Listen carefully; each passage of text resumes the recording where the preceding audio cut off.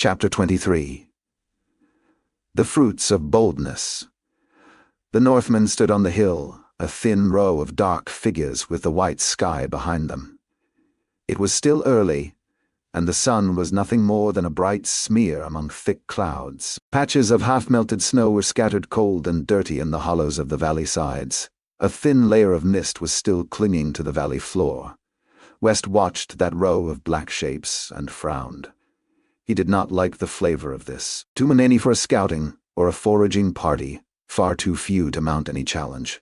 And yet they stayed there on the high ground, watching calmly as Ladislaw's army continued its interminable, clumsy deployment in the valley beneath them. The prince's staff and a small detachment of his guards had made their headquarters on a grassy knoll opposite the Northmen's hill. It had seemed a fine, dry spot when the scouts found it early that morning, well below the enemy perhaps, but still high enough to get a good view of the valley. Since then, the passage of thousands of sliding boots, squashing hooves, and churning cartwheels had ground the wet earth to sticky black muck.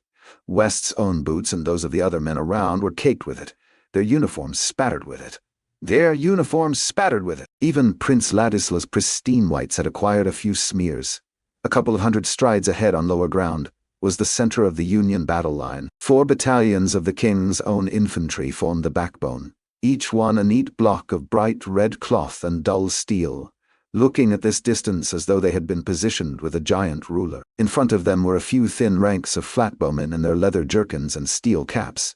Behind were the cavalry, dismounted for the time being, the riders looking strangely ungainly in full armor. Spread out to either side were the haphazard shapes of the levy battalions, with their assortment of mismatched equipment, their officers bellowing and waving their arms, trying to get the gaps to close up, the skewed ranks to straighten, like sheepdogs barking at a flock of wayward sheep. 10,000 men perhaps, all told. Every one of them, West knew, was looking up at that thin screen of Northmen, no doubt with the same nervous mixture of fear and excitement, curiosity and anger that he was feeling at his first sight of the enemy. They hardly seemed too fearsome through his eyeglass. Shaggy-headed men, dressed in ragged hides and furs, gripping primitive-looking weapons. Just what the least imaginative members of the prince's staff might have been expecting. They scarcely looked like any part of the army that Three Trees had described, and West did not like that. There was no way of knowing what was on the far side of that hill, no reason for those men to be there but to distract them or draw them on. Not everyone shared his doubts, however. "They mock us," snapped Smund, squinting up through his own eyeglass. "We should give them a taste of Union lances. A swift charge and our horsemen will sweep that rabble aside and carry that hill." He spoke almost as if the carrying of that hill, irrelevant except for the fact that the Northmen were standing on it, would bring the campaign to a swift and glorious conclusion. West could do nothing but grit his teeth and shake his head, as he had done 100 times already today. "They have the high ground," he explained, taking care to speak slowly and patiently. "Poor terrain for a charge, and they may have support. Bethod's main body, for all we know, just over the rise. They look like nothing more than scouts," muttered Ladislaw. "Looks can lie, your highness, and that hill is worthless. Time is with us. Time is with us. Marshal Burr will be marching to our aid, while Bethod can expect no help. We have no reason to seek a battle now," Smund snorted. "No reason except that this is a war, and the enemy stand before us on Union soil." "You are always carping on the poor state of the men's morale, Colonel." He jabbed his finger up at the hill. "What could be more damaging to their spirits than to sit idle in the face of the enemy?" "A sharp and purposeless defeat," growled West. "It was an unfortunate chance that one of the Northmen chose that moment to loose an arrow down into the valley." A tiny black sliver sailed up into the sky. It came only from a short bow.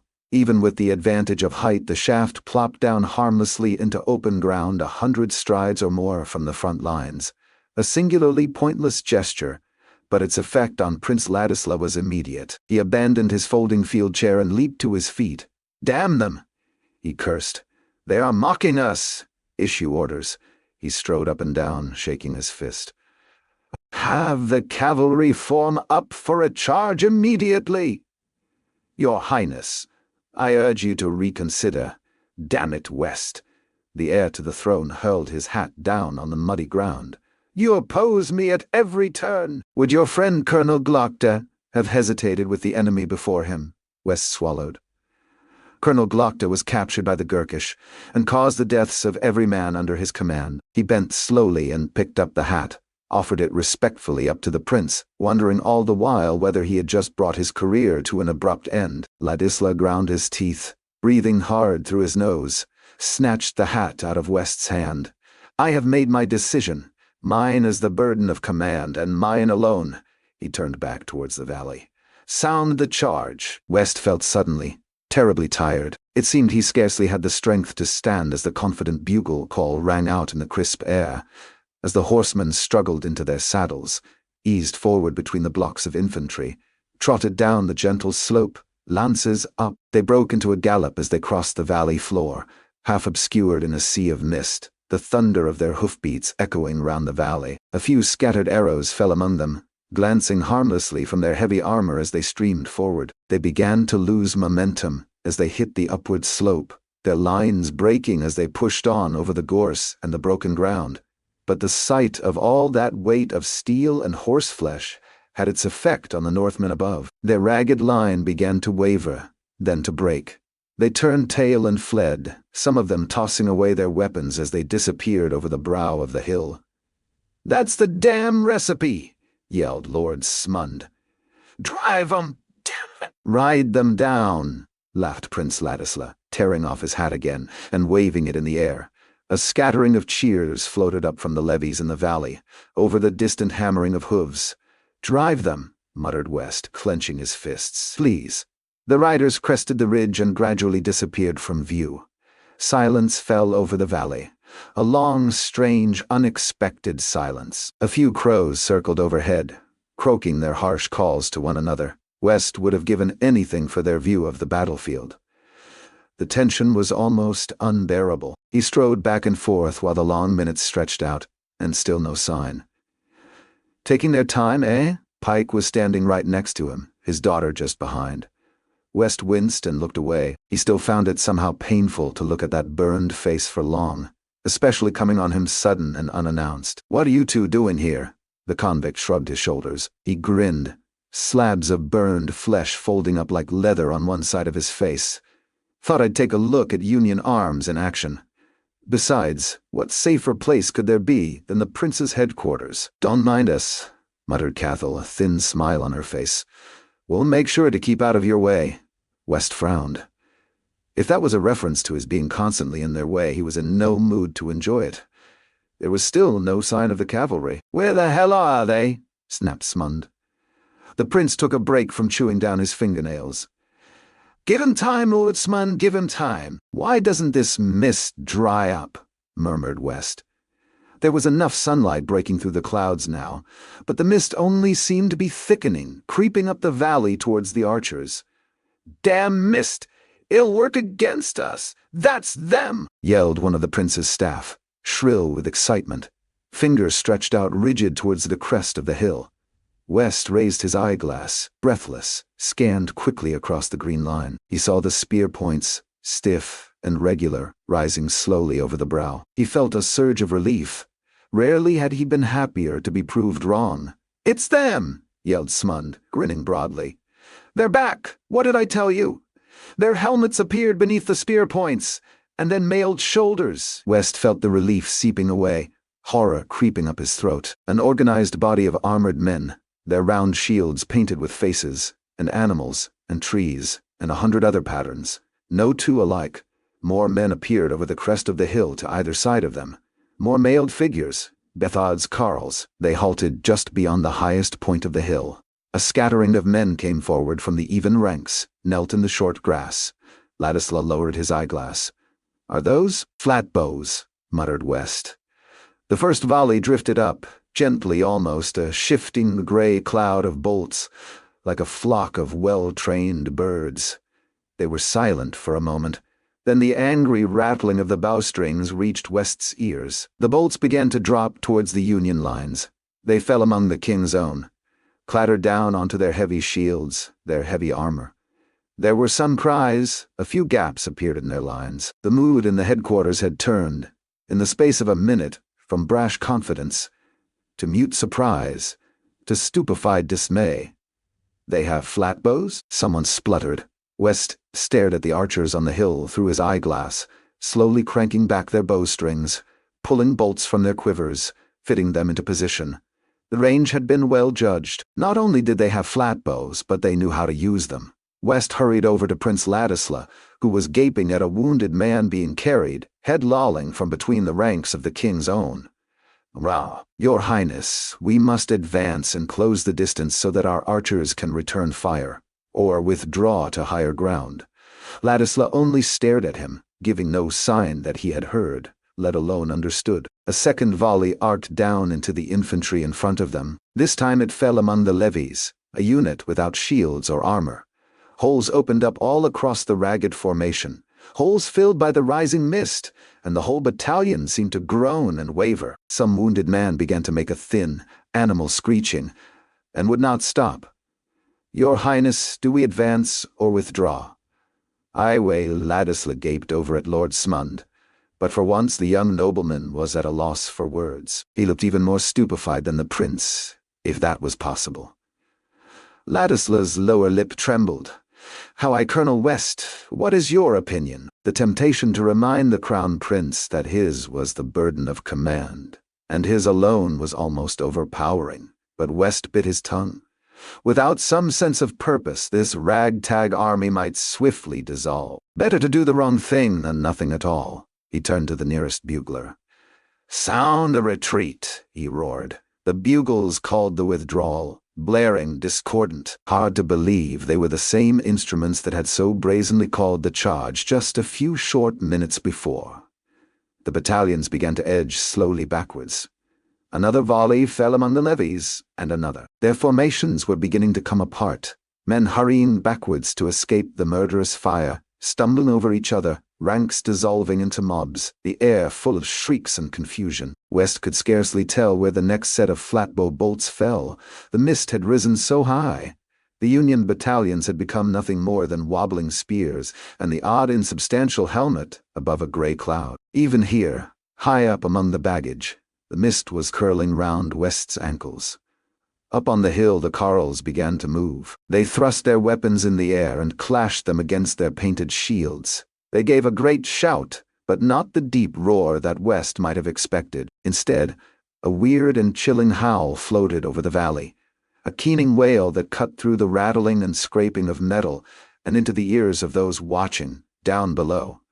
A mindless, a furious, a primitive sound. A sound made by monsters, not by men. Prince Ladisla and his staff gawped at one another, and stuttered, and stared, as the carles began to tramp down the hill, rank upon rank of them, towards the thickening mist in the valley's bottom, where the Union troops were still blindly trying to pull back. West shouldered his way through the frozen officers to the bugler.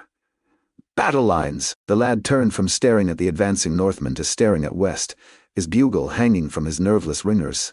"Lines!" roared a voice from behind. The bugler snapped his instrument to his lips and blew lines for all he was worth. Answering calls echoed through the mist, risen up all around them now. Muffled bugles, muffled shouts. "Halt and form up! Form lines now, lads! Prepare! Steady!" A chorus of rattles and clanks came through the murk.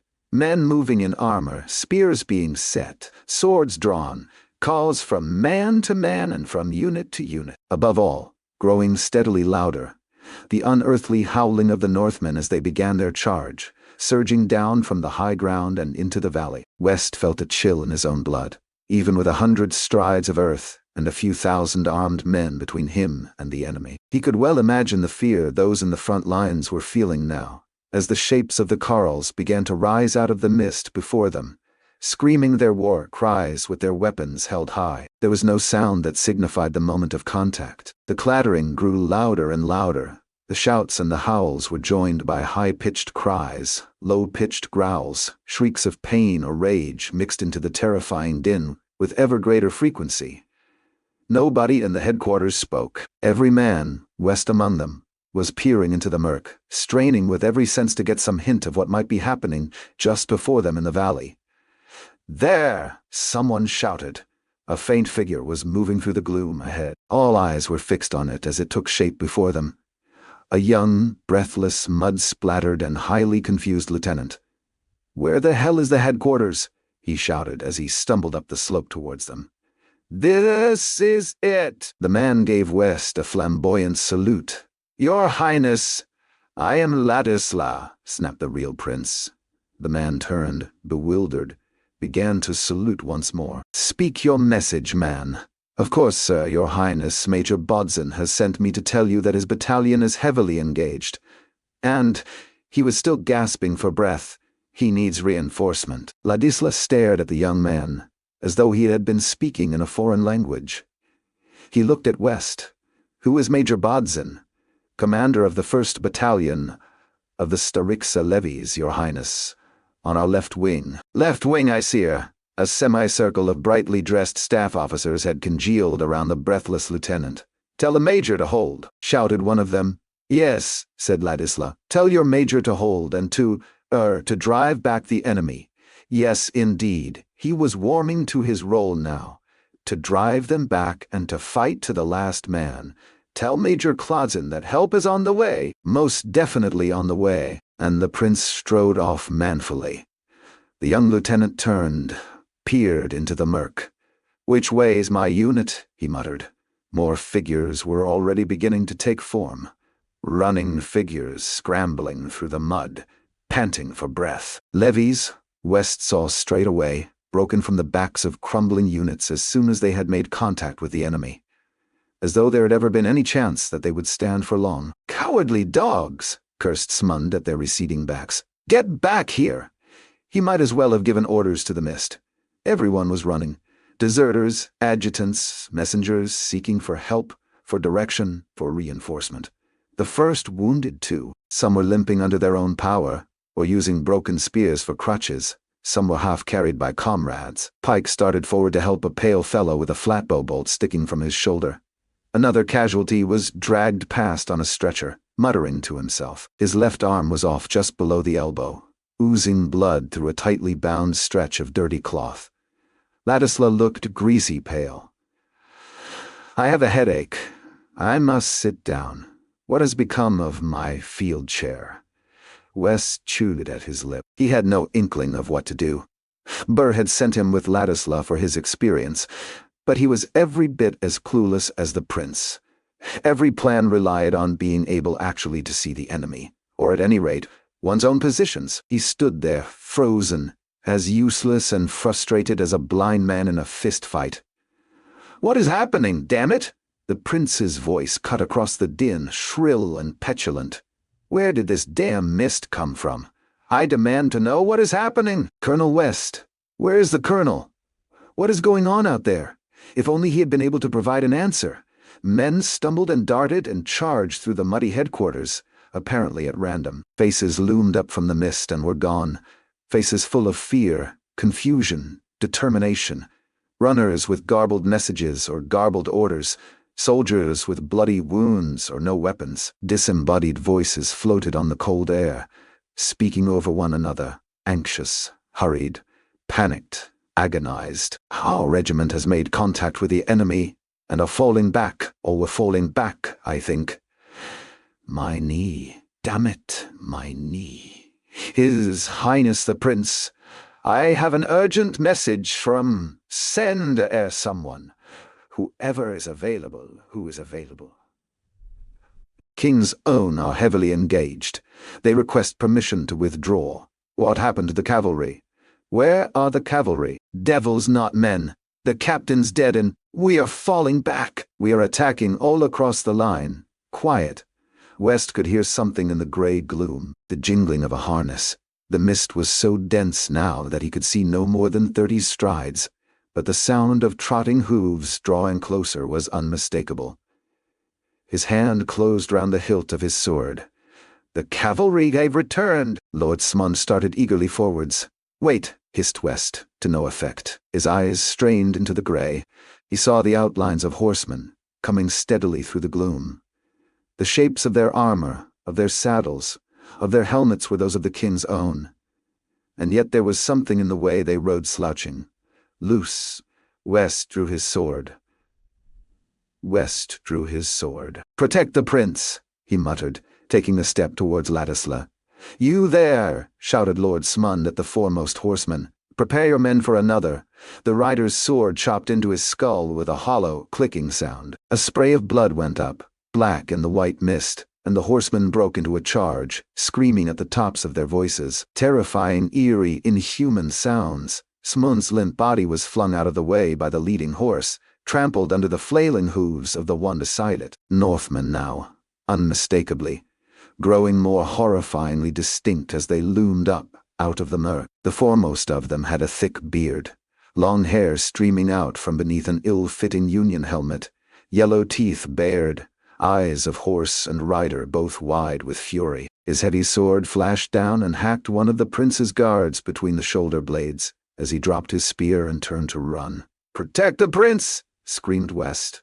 Then it was chaos. Horses thundered past all around.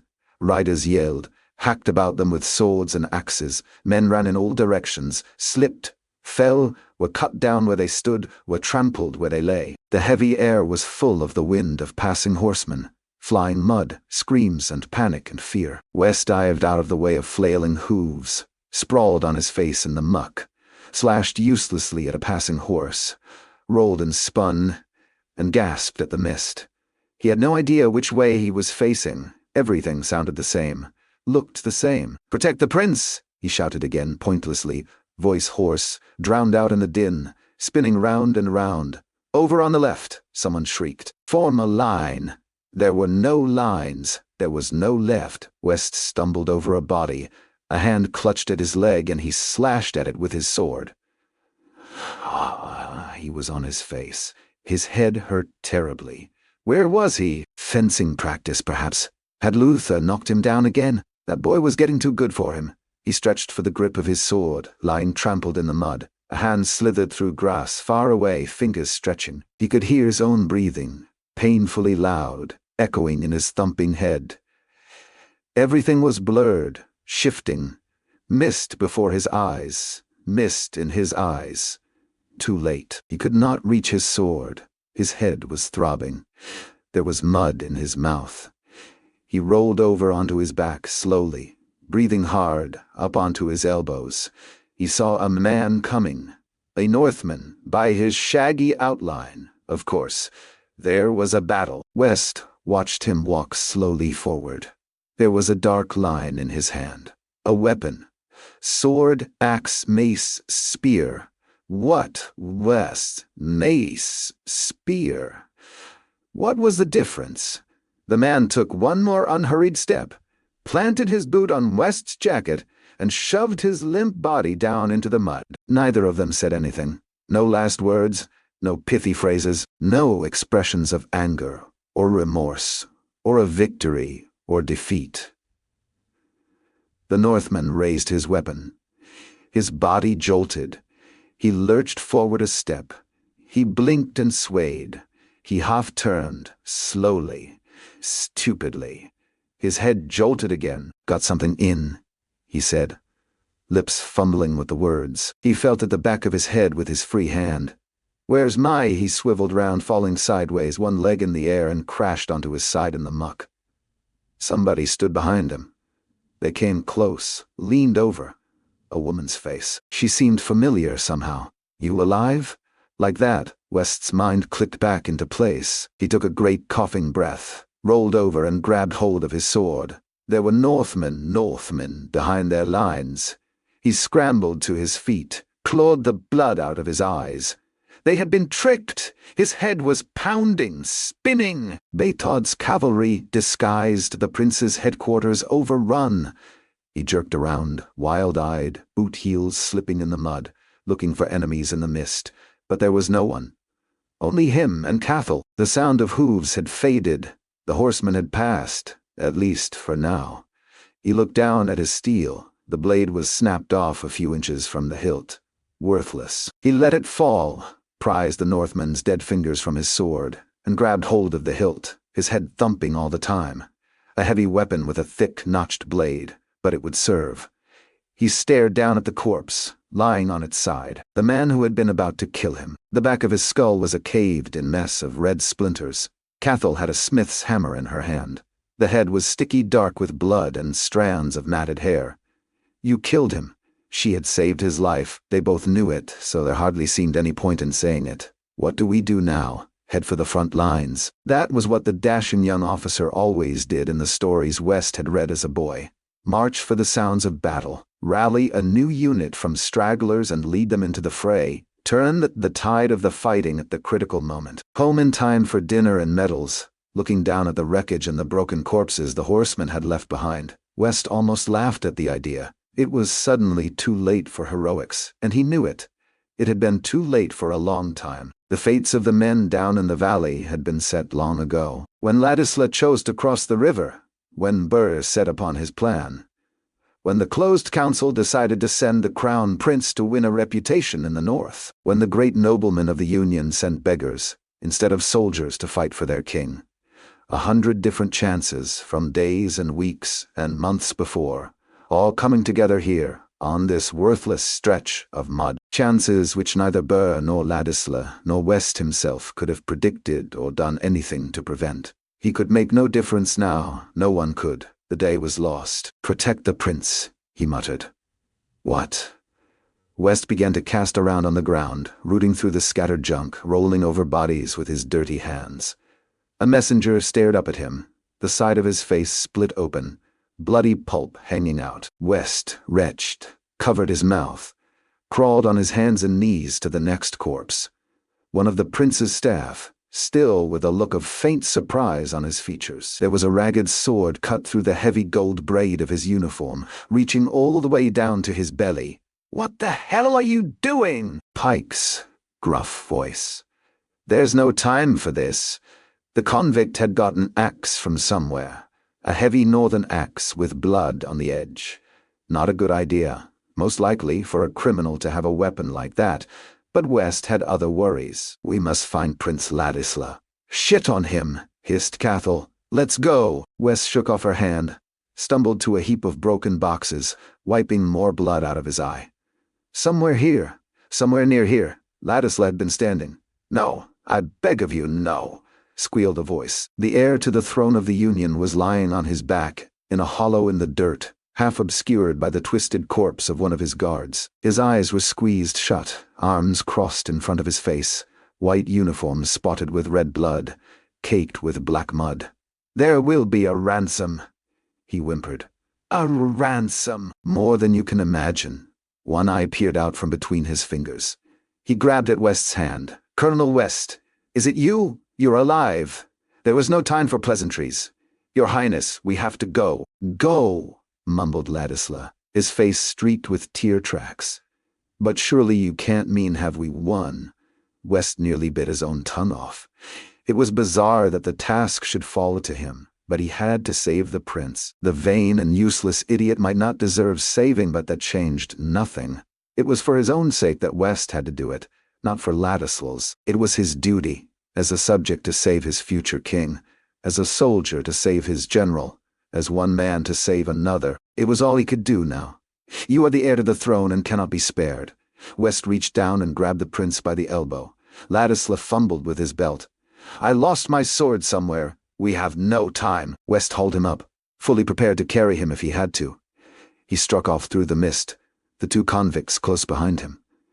"Are you sure this is the right way?" growled Pike. "I'm sure." He was anything but. The mist was thicker than ever. The pounding in his head and the blood trickling into his eye made it hard to concentrate. The sounds of fighting seemed to come from all around, clashing and grating metal, groans and wails and yells of fury, all echoing in the mist and seeming one moment far away, the next terrifyingly near. Shapes loomed and moved and swam, vague and threatening outlines, shadows drifting just out of sight. A rider seemed to rise out of the mist, and West gasped and raised his sword. The clouds swirled. It was only a supply cart, laden down with barrels, mules standing still before it, drivers sprawled out beside, with a broken spear sticking from his back. "This way!" hissed West, scuttling towards it, trying to keep close to the mud. Carts were good. Carts meant the baggage train, the supplies, the food, and the surgeons. Carts meant they were heading up out of the valley, away from the front lines at least, if there still were any such things. West thought about it for a moment. Carts were bad.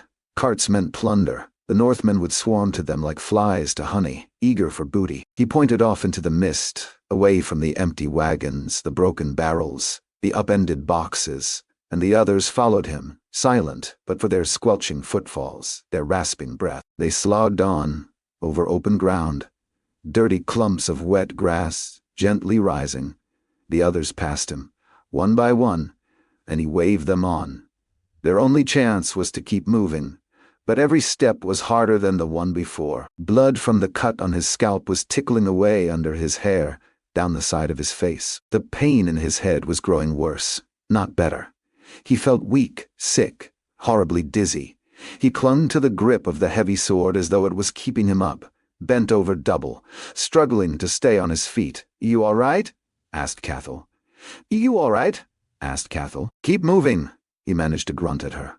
He could hear hooves, or thought that he could. Fear kept him going, and fear alone.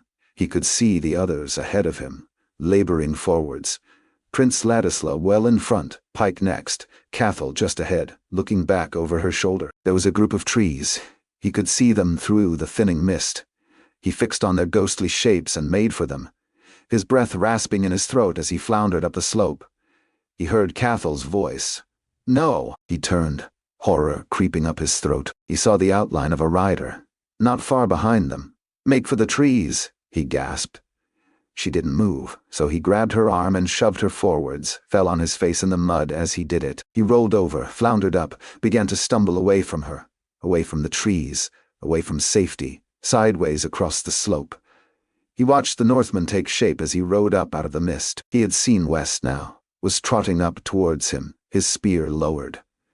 West carried on creeping sideways, legs burning, lungs burning, using his last grains of strength to lead the rider away. Ladisla was already in the trees. Pike was just sliding into the bushes. Cathal took one last look over her shoulder and followed him. West could go no further. He stopped, crouching on the hillside, too tired even to stand, let alone fight, and watched the Northmen come on. The sun had broken through the clouds, was glinting on the blade of his spear. West had no idea what he would do when he arrived, apart from die. Then the horseman reared up in his saddle, scrabbled at his side. There were feathers there, gray feathers blowing in the wind. He let go a short scream. His scream stopped, and he stared at West. There was an arrowhead sticking out of his neck. He dropped his spear and tumbled slowly backwards out of his saddle. His horse trotted past, curved away at the slope, slowed to a walk, and stopped. West crouched against the wet ground for a moment, unable to understand how he had escaped death. He tottered towards the trees, each stride a vast undertaking, all his joints floppy as a puppet's. He felt his knees give way, and he crashed down into the brush. There were strong fingers plucking at the wound on his scalp, words muttered in Northern. "Ah," yelped West, prizing his eyes open a crack. "Stop whining!" The Dogman was staring down at him. "Just a scrape. You got off light. Came right to me, but you're lucky still." "I've been known to miss." "Lucky," muttered West. He turned over in the wet bracken and stared across the valley between the tree trunks. The mist was finally starting to clear, slowly revealing a trail of broken carts, of broken gear, of broken bodies, all the ugly detritus of a terrible defeat, or a terrible victory, if you stood with Bethod. A few hundred strides away he watched a man running desperately towards another stand of trees. A cook maybe, by his clothes. A horseman followed him, spear couched in his arm. He missed at the first pass, caught him on the way back, and knocked him to the ground. West should have felt horror as he watched the rider trot up and stab the helpless runner with his spear, but he only felt a guilty gladness, glad that it wasn't him. There were other figures, other horsemen, moving on the slopes of the valley, other bloody little dramas, but West could watch no more. He turned away, slid back down into the welcoming safety of the bushes. The Dogman was chuckling softly to himself. 3 trees old shit when he sees what I've caught me. He pointed at the strange, exhausted, mud-spattered group one by one. Half-dead Colonel West, girl with a bloody hammer, man with a face like the back end of a cookpot, and this one here, lest I'm deceived, is the boy who had charge of this fucking disaster. By the dead, but fate plays some tricks. He shook his head slowly, grinning down at West as he lay on his back, gasping like a landed fish. 3 trees is going to shit. Chapter 24. One for dinner. To Archlector Sult, head of His Majesty's Inquisition. Your Eminence, I have happy news. The conspiracy is unmasked and torn up by the roots. Korsten den Worms, the son of the Lord Governor, and Carlot dan Eider, the Magister of the Guild of Spicers, were the principals. They will be questioned and then punished in such a manner that our people will understand the price of treason. It would appear that De Voost fell victim to a Gurkish agent, long hidden within the city. The assassin is still at large, but with the plotters in our power it cannot be long before we catch him. I have had Lord Governor Worms placed under close arrest. The treason of the son renders the father unreliable, and he has been a hindrance in the administration of the city in any case.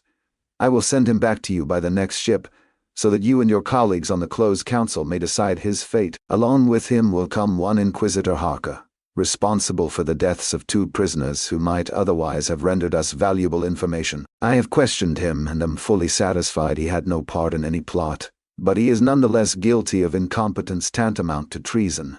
I leave his punishment in your hands.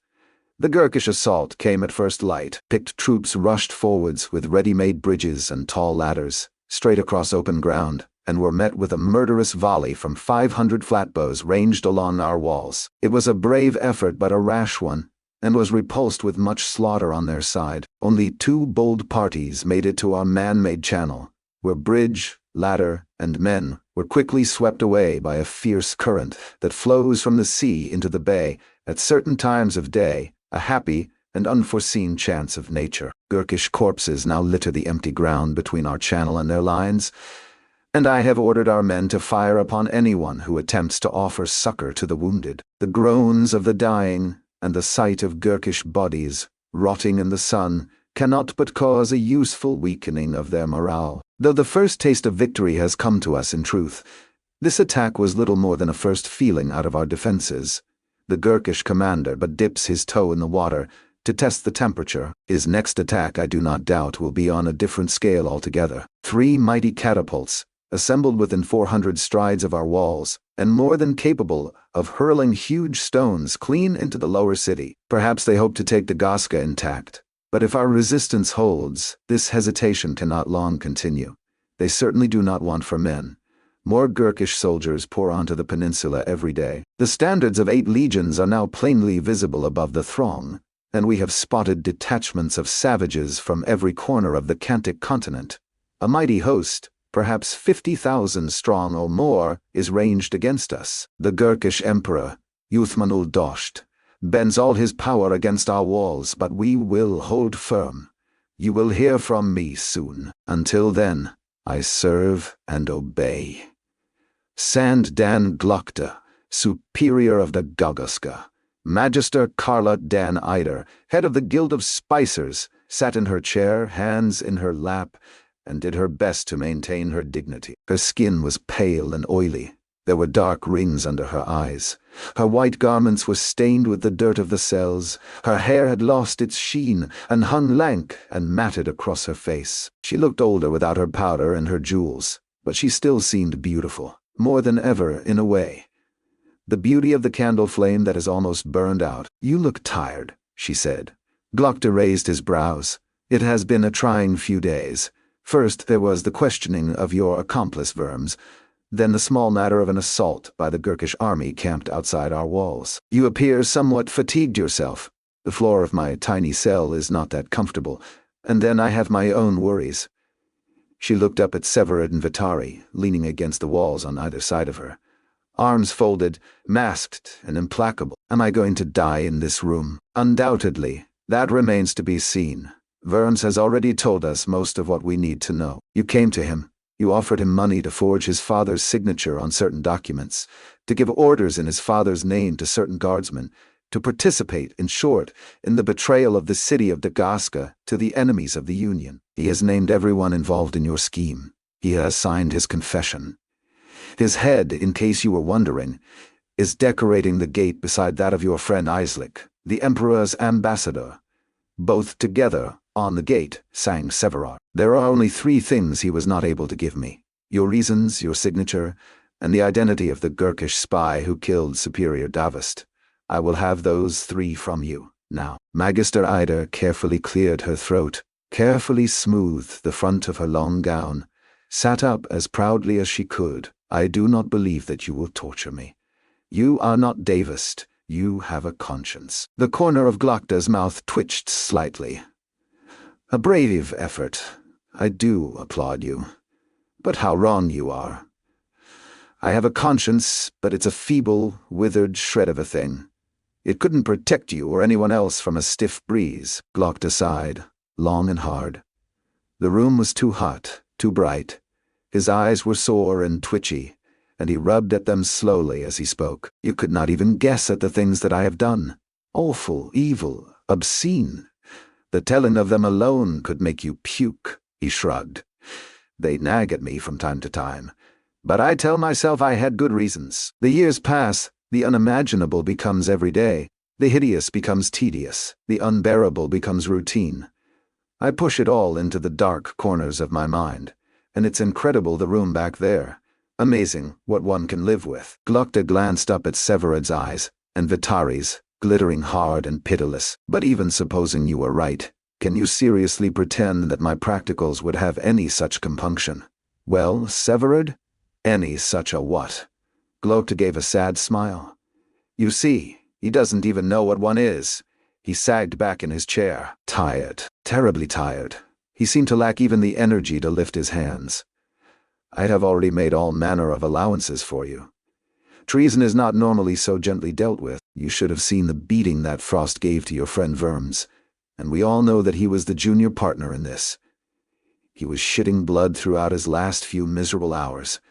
No one has laid a finger on you yet. I have allowed you to keep your clothes, your dignity, your humanity. You have one chance to sign your confession and to answer my questions.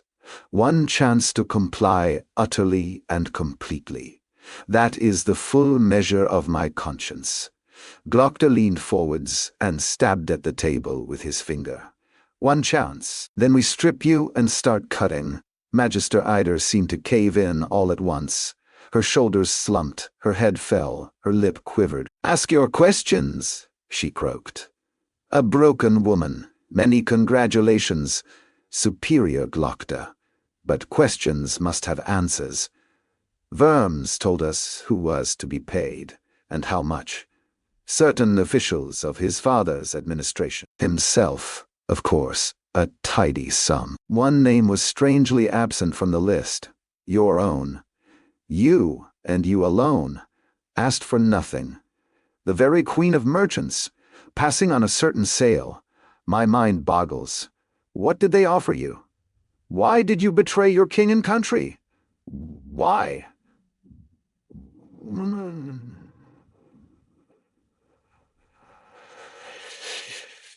Echoed Severod. Fucking answer him, screamed Vitari. Ida cringed away. The Union should never have been here in the first place. She blurted. Greed is all it was. Greed, plain and simple. The Spicers were here before the war when Dagosca was free. They made fortunes, all of them. But they had to pay taxes to the natives, and how they chafed at that. How much better, they thought, if we owned the city ourselves, if we could make our own rules. How much richer we could be. When the chance came, they leaped on it, and my husband was at the front of the queue. And so the Spicers came to rule Dagosca. I am waiting for your reasons, Magister Ida. It was a shambles. The merchants had no interest in running a city, and no skill at doing it. The Union administrators, Worms and his like, were the scrapings from the barrel, men who were only interested in lining their own pockets. We could have worked with the natives, but we chose to exploit them, and when they spoke out against us, we called for the Inquisition, and you beat them and tortured them, and hung their leaders in the squares of the upper city, and soon they despised us as much as they had the Gurkish. 7 years we have been here, and we have done nothing but evil. It has been an orgy of corruption and brutality and waste. That much is true.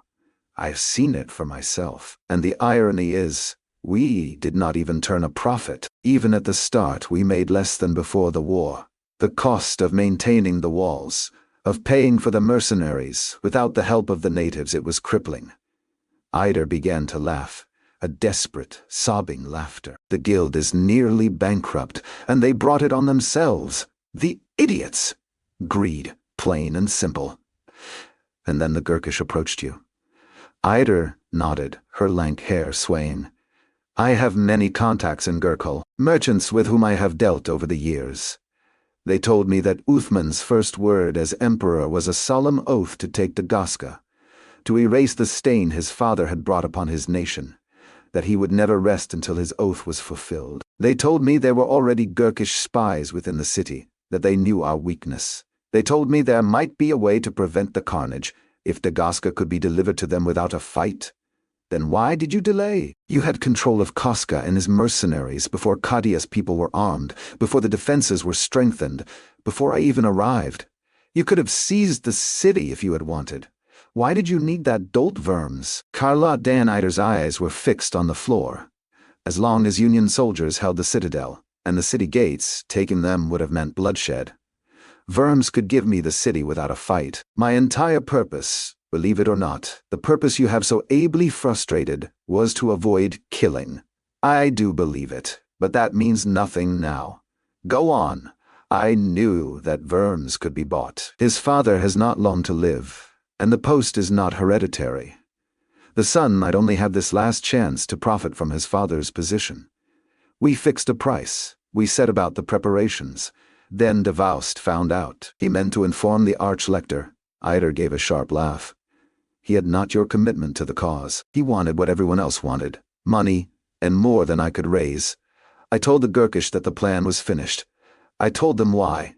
The next day de Vaust was gone. She took a deep breath, and so there was no going back. We were ready to move, shortly after you arrived. All was arranged. And then, she paused.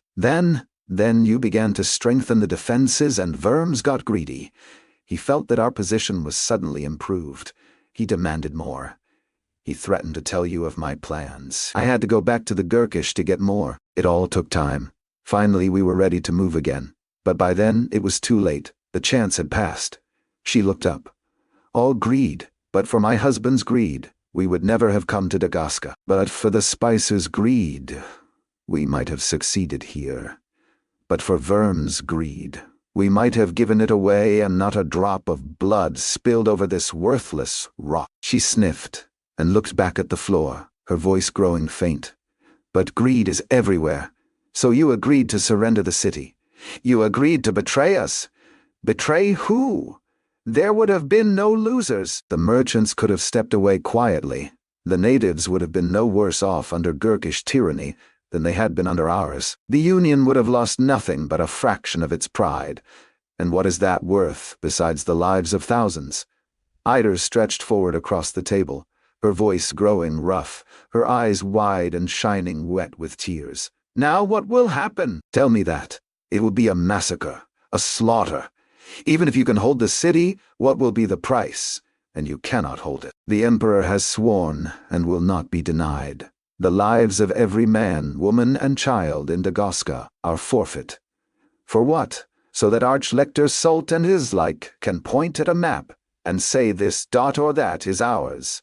How much death will satisfy him? What were my reasons? What are yours? Why do you do this? Why?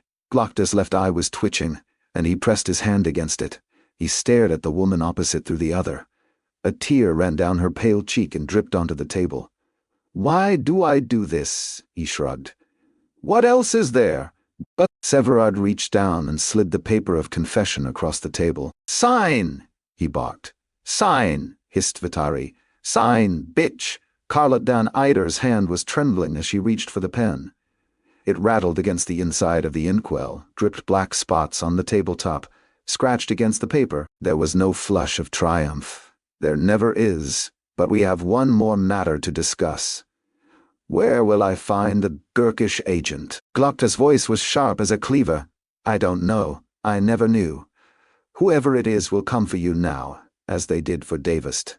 Perhaps tonight. Why have they waited so long? I told them you were no threat. I told them that Sult would only send someone else. I told them I could handle you. And so you would have, I do not doubt, were it not for the unexpected generosity of Masters Valint and Bok. Glokta leaned forward.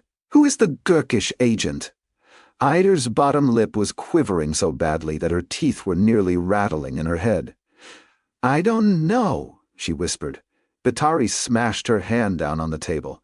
Who is it, bitch? Who? I don't know. Liar. The practical's chain rattled over Ida's head and snapped taut around her throat. The one-time queen of merchants was hauled over the back of her chair, legs kicking at the air, hands fumbling at the chain round her neck, and flung face down onto the floor.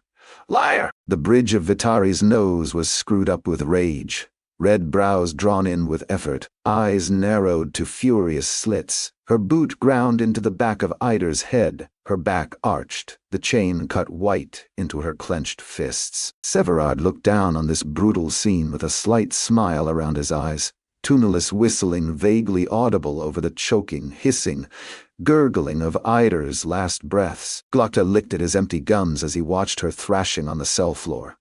She has to die. There are no options. His Eminence demands harsh punishment. His Eminence demands examples made.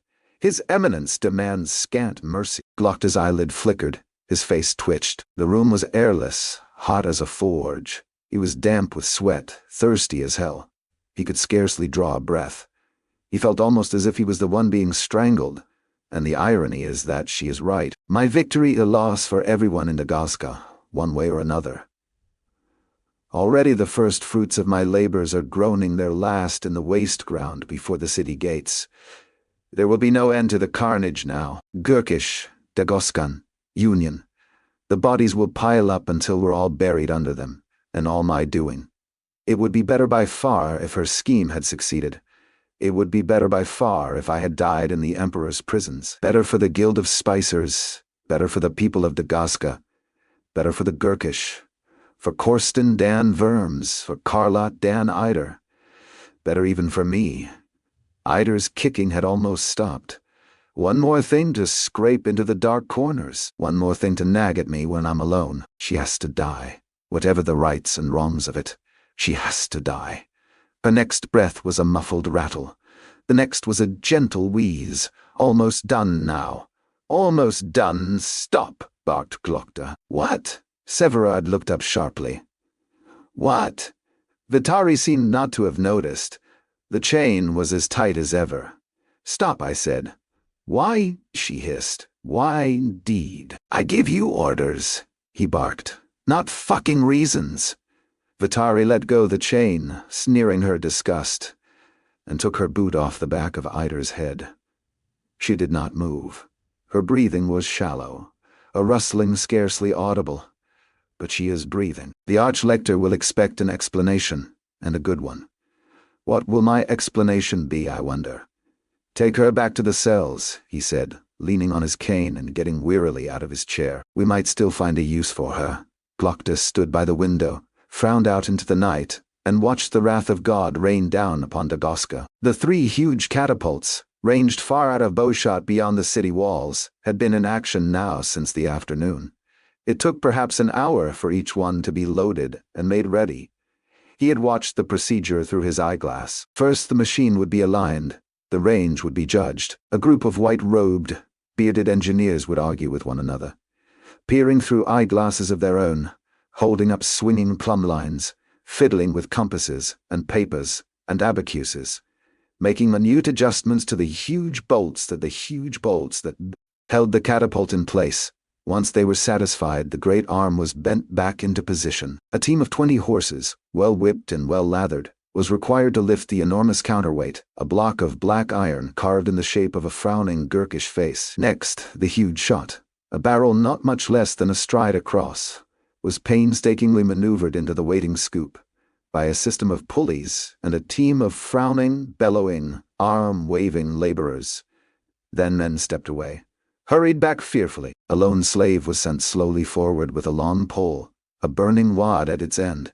He placed it to the barrel. Flames leapt up, and somewhere a lever was hauled down. The mighty weight fell. The great arm, long as a pine trunk, cut through the air, and the burning ammunition was flung up towards the clouds. They had been flying up and roaring down for hours now, while the sun slowly sank in the west. The sky darkened around them. The hills of the mainland became a black outline in the distance. Glokta watched as one of the barrels soared, searing bright against the black heavens, The path of it, a fizzing line, burned into his eye. It seemed to hang over the city for an age, as high almost as the citadel itself, and then tumbled, crackling from the sky like a meteor, a trail of orange fire blazing behind. It fell to earth in the midst of the lower city. Liquid flames shot upwards, spurted outwards, pounced hungrily upon the tiny silhouettes of the slum huts. A few moments later, the thunderclap of the detonation reached Glokta at his window and made him wince. Explosive powder. Who could have supposed, when I saw it fizzing on the bench of the Adeptus chemical, that it might make such an awesome weapon? He half saw, half imagined, tiny figures rushing here or there, trying to pull the injured from the burning wreckage, trying to save what they could from their ruined dwellings, chains of ash-blackened natives grimly passing buckets from hand to hand, struggling vainly to contain the spreading inferno. Those with the least always lose the most in war. There were fires all across the lower city now, glowing, shimmering, flickering in the wind off the sea, reflecting orange, yellow, angry red in the black water. Even up here, the air smelled heavy, oily and choking from the smoke. Down there it must be hell itself. My congratulations once more, superior Glokta. He turned, aware of someone in the doorway. Shickle, her slight shape black in the lamplight. "I'm all right," he murmured, looking back to the majestic, the lurid, the awful spectacle outside the window. After all, you don't get to see a city burn every day. But his servant did not leave. She took a step forward into the room. "You should go, Shickle. I'm expecting a visitor of a sort, and it could be trouble." "A visitor, eh?" Glokta looked up. Her voice sounded different, deeper, harder. Her face looked different too, one side in shadow, one side lit in flickering orange from the fires outside the window. A strange expression, teeth half bared, eyes fixed on Glokta and glittering with a hungry intensity as she padded slowly forward. A fearsome expression almost. If I was prone to fear and the wheels clicked into place. "You," he breathed. "Me." "You?" Glokta could not help himself. He let out a burst of involuntary chuckling. "Harker had you. That idiot stumbled on you by mistake, and I let you go. And I thought I was the hero." He could not stop laughing. "There's a lesson for you, eh? Never do a good turn. I don't need lessons from you, cripple." She took one more step, not 3 strides away from him now. "Wait," he held up his hand. "Just tell me one thing." She paused, one brow raised, questioning. "Just stay there. What happened to Devost?" Shickle smiled. Sharp, clean teeth. "He never left the room." She stroked her stomach gently. "He is here." Glokta forced himself not to look up as the loop of chain descended slowly from the ceiling. "And now you can join him." She got half a step forward before the chain hooked her under the chin and jerked up, dragging her off her feet into the air, hissing and spitting, kicking and thrashing. Severard sprang up from his hiding place beneath the table, tried to grab hold of Shickle's flailing legs. He yelped as her bare foot cracked into his face, sent him sprawling across the carpet. "Shit!" gasped Vitari as Shickle wedged her hand under the chain and began to drag her down from the rafters. "Shit!" They crashed onto the floor together, struggled for a moment. Then Vitari flew through the air, a flailing black shadow in the darkness. She wailed as she crashed into a table in the far corner of the room, flopped senseless on the floor. Severard was still groaning, rolling slowly onto his back in a daze, hands clasped to his mask. Glokta and Shickle were left staring at one another, me and my eater. "This is unfortunate." He backed against the wall as the girl sprang at him, but she only got a step before Frost barreled into her at full tilt, crashed on top of her onto the carpet. They lay there for a moment.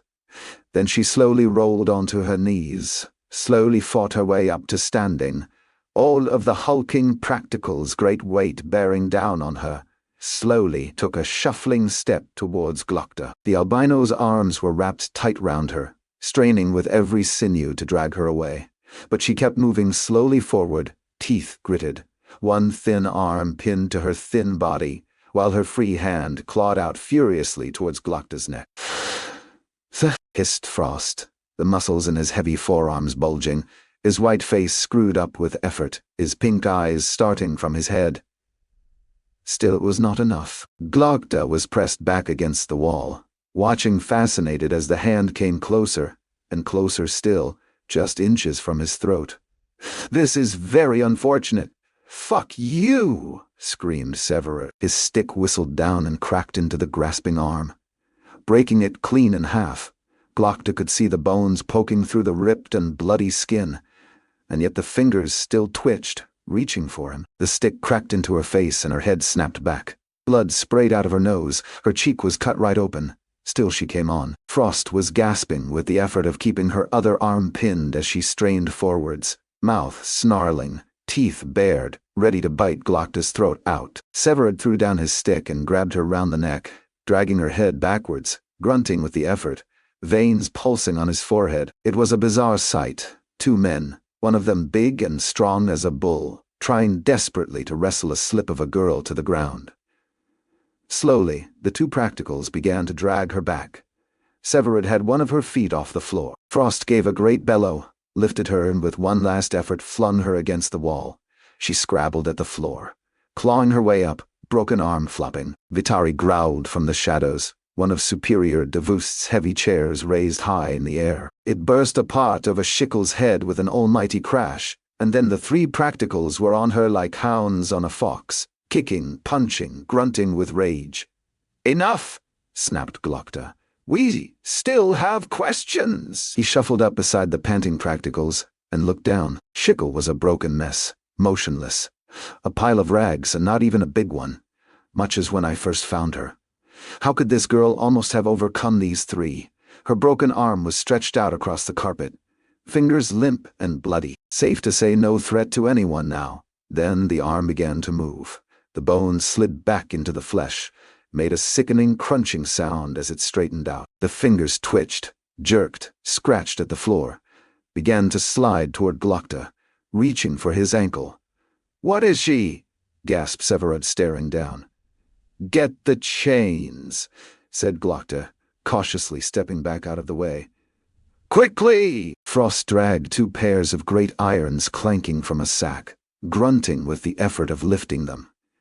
They were made for the most powerful and dangerous of prisoners, bands of black iron, thick as a sapling trunk, heavy as anvils. He squeezed one pair tight shut around her ankles, the other round her wrists, ratchets scraping into place with a reassuring finality. Meanwhile, Vitari had hauled a great length of rattling chain from the sack, and was winding it round and round Schickel's limp body, while Severin held her up, dragging it tight, winding it round and round again. Two great padlocks completed the job. They were snapped shut just in time. Schickel suddenly came alive, began thrashing on the floor. She snarled up at Glokta, straining at the chains. Her nose had already snapped back into place. The cut across her face had already closed, as though she was never hurt at all. So Yulwei spoke the truth. The chains rattled as she lunged forward with her teeth, and Glokta had to stumble back out of the way. "It's persistent," muttered Vitari, shoving her back against the wall with her boot. "You cannot resist what comes. God's right hand is falling upon this city, and nothing can save it. All your deaths are already written." A particularly bright detonation flared across the sky, casting orange light onto the practicals' masked faces. A moment later, the thunder of it echoed around the room. Schickel began to laugh, a crazy, grating cackle. "The 100 words are coming. No chains can bind them. No gates can keep them out. They are coming, perhaps," Glokta shrugged, "but they will come too late for you. I am dead already. My body is nothing but dust. It belongs to the prophet. Try as you might, you will learn nothing from me." Glokta smiled. He could almost feel the warmth of the flames, far below, on his face. "That sounds like a challenge." Chapter 25. One of them. Ardee smiled at him, and Jezal smiled back. He grinned like an idiot. He could not help it. He was so happy to be back where things made sense. Now they need never be parted. He wanted only to tell her how much he loved her. He wanted only to tell her how much he loved her, how much he missed her. He opened his mouth, but she pressed her finger to his lips. Firmly. She kissed him, gently at first, then harder. He said, her teeth nipped at his lip. Playful, to begin with. He said. They bit harder and harder still. Ow, he said. She sucked at his face, her teeth ripping at his skin, scraping on his bones. He tried to scream, but nothing came out. It was dark. His head swam. It was dark. His head swam. There was a hideous tugging, an unbearable pulling on his mouth. Got it, said a voice, the agonizing pressure released. How bad is it? Not as bad as it looks. It looks very bad. Shut up and hold that torch higher. What's that? What? That there sticking out? His jaw, fool. What do you think it is? I think I'm going to be sick. Healing is not among my remarkable. Shut your fucking hole and hold the torch up. We'll have to push it back in. Jezal felt something pressing on his face hard. There was a cracking sound, and an unbearable lance of pain stabbed through his jaw and into his neck, like nothing he had ever felt before. He sagged back. I'll hold it, you move that. What, this? Don't pull his teeth out. It fell out by itself. Damn fool Pink, what's happening? Said Jezal. But all that came out was a kind of gurgle. His head was throbbing, pulsing, splitting with pain. He's waking up now. You stitch then. I'll hold him. There was a pressure round his shoulders, across his chest, folding him tight. His arm hurt terribly. He tried to kick, but his leg was agony. He couldn't move it. You got him? Yes, I've got him. Get stitching. Something stabbed into his face. He had not thought the pain could grow any worse. How wrong he had been. Get off me. He bellowed, but all he heard was thugh. He struggled, tried to wriggle free, but he was folded tight, and it only made his arm hurt more. The pain in his face got worse, only a quiet wheezing. When he thought his head would surely explode, the pain grew suddenly less. Done. The grip was released and he lay back, floppy as a rag, helpless. Something turned his head. That's good stitching. That's real good. Wish you'd been around when I got these. Might still have my looks. Pink. Best get started on his arm. Then there's the leg to set an awl. Where did you put that shield? No, groaned Jezal. Please. Nothing but a click in his throat. He could see something now. Blurry shapes in the half-light. A face loomed towards him, an ugly face. Bent and broken nose. Skin torn and crossed with scars. There was a dark face. Just behind it. A face with a long, livid line from eyebrow to chin. He closed his eyes. Even the light seemed painful. Good stitching. A hand patted the side of his face. You're one of us, now, boy. Jezal lay there, his face a mass of agony, and the horror crept slowly through every limb. One of us. Chapter 26. Heading north. So the Dogman was just lying there on his face, wet to the skin and trying to keep still without freezing solid, looking out across the valley from the trees, and watching Bethod's army marching. He couldn't see that much of them from where he was lying, just a stretch of the track over a ridge, enough to see the carles tramping by, painted shields bright on their backs, mail glistening with specks of melted snow, spears sticking up high between the tree trunks. Rank after rank of them, marching steady. They were a good way off, but he was taking quite a risk even getting this close. Bethod was just as careful as ever. He got men out all around, up on the ridges and the high points, anywhere where he thought someone could get a sight of what he was up to. He'd sent a few scouts south and some others east, hoping to trick anyone was watching, but he hadn't got the Dogman fooled. Not this time. Bayaz was heading back the way he'd come. He was heading north. Dogman breathed in sharp and gave a long, sad sigh. By the dead, he felt tired. He watched the tiny figures filing past through the pine branches. He'd spent all those years scouting for Bethod, keeping an eye on armies like this one for him, helping him win battles, helping to make him a king, though he'd never dreamed it at the time.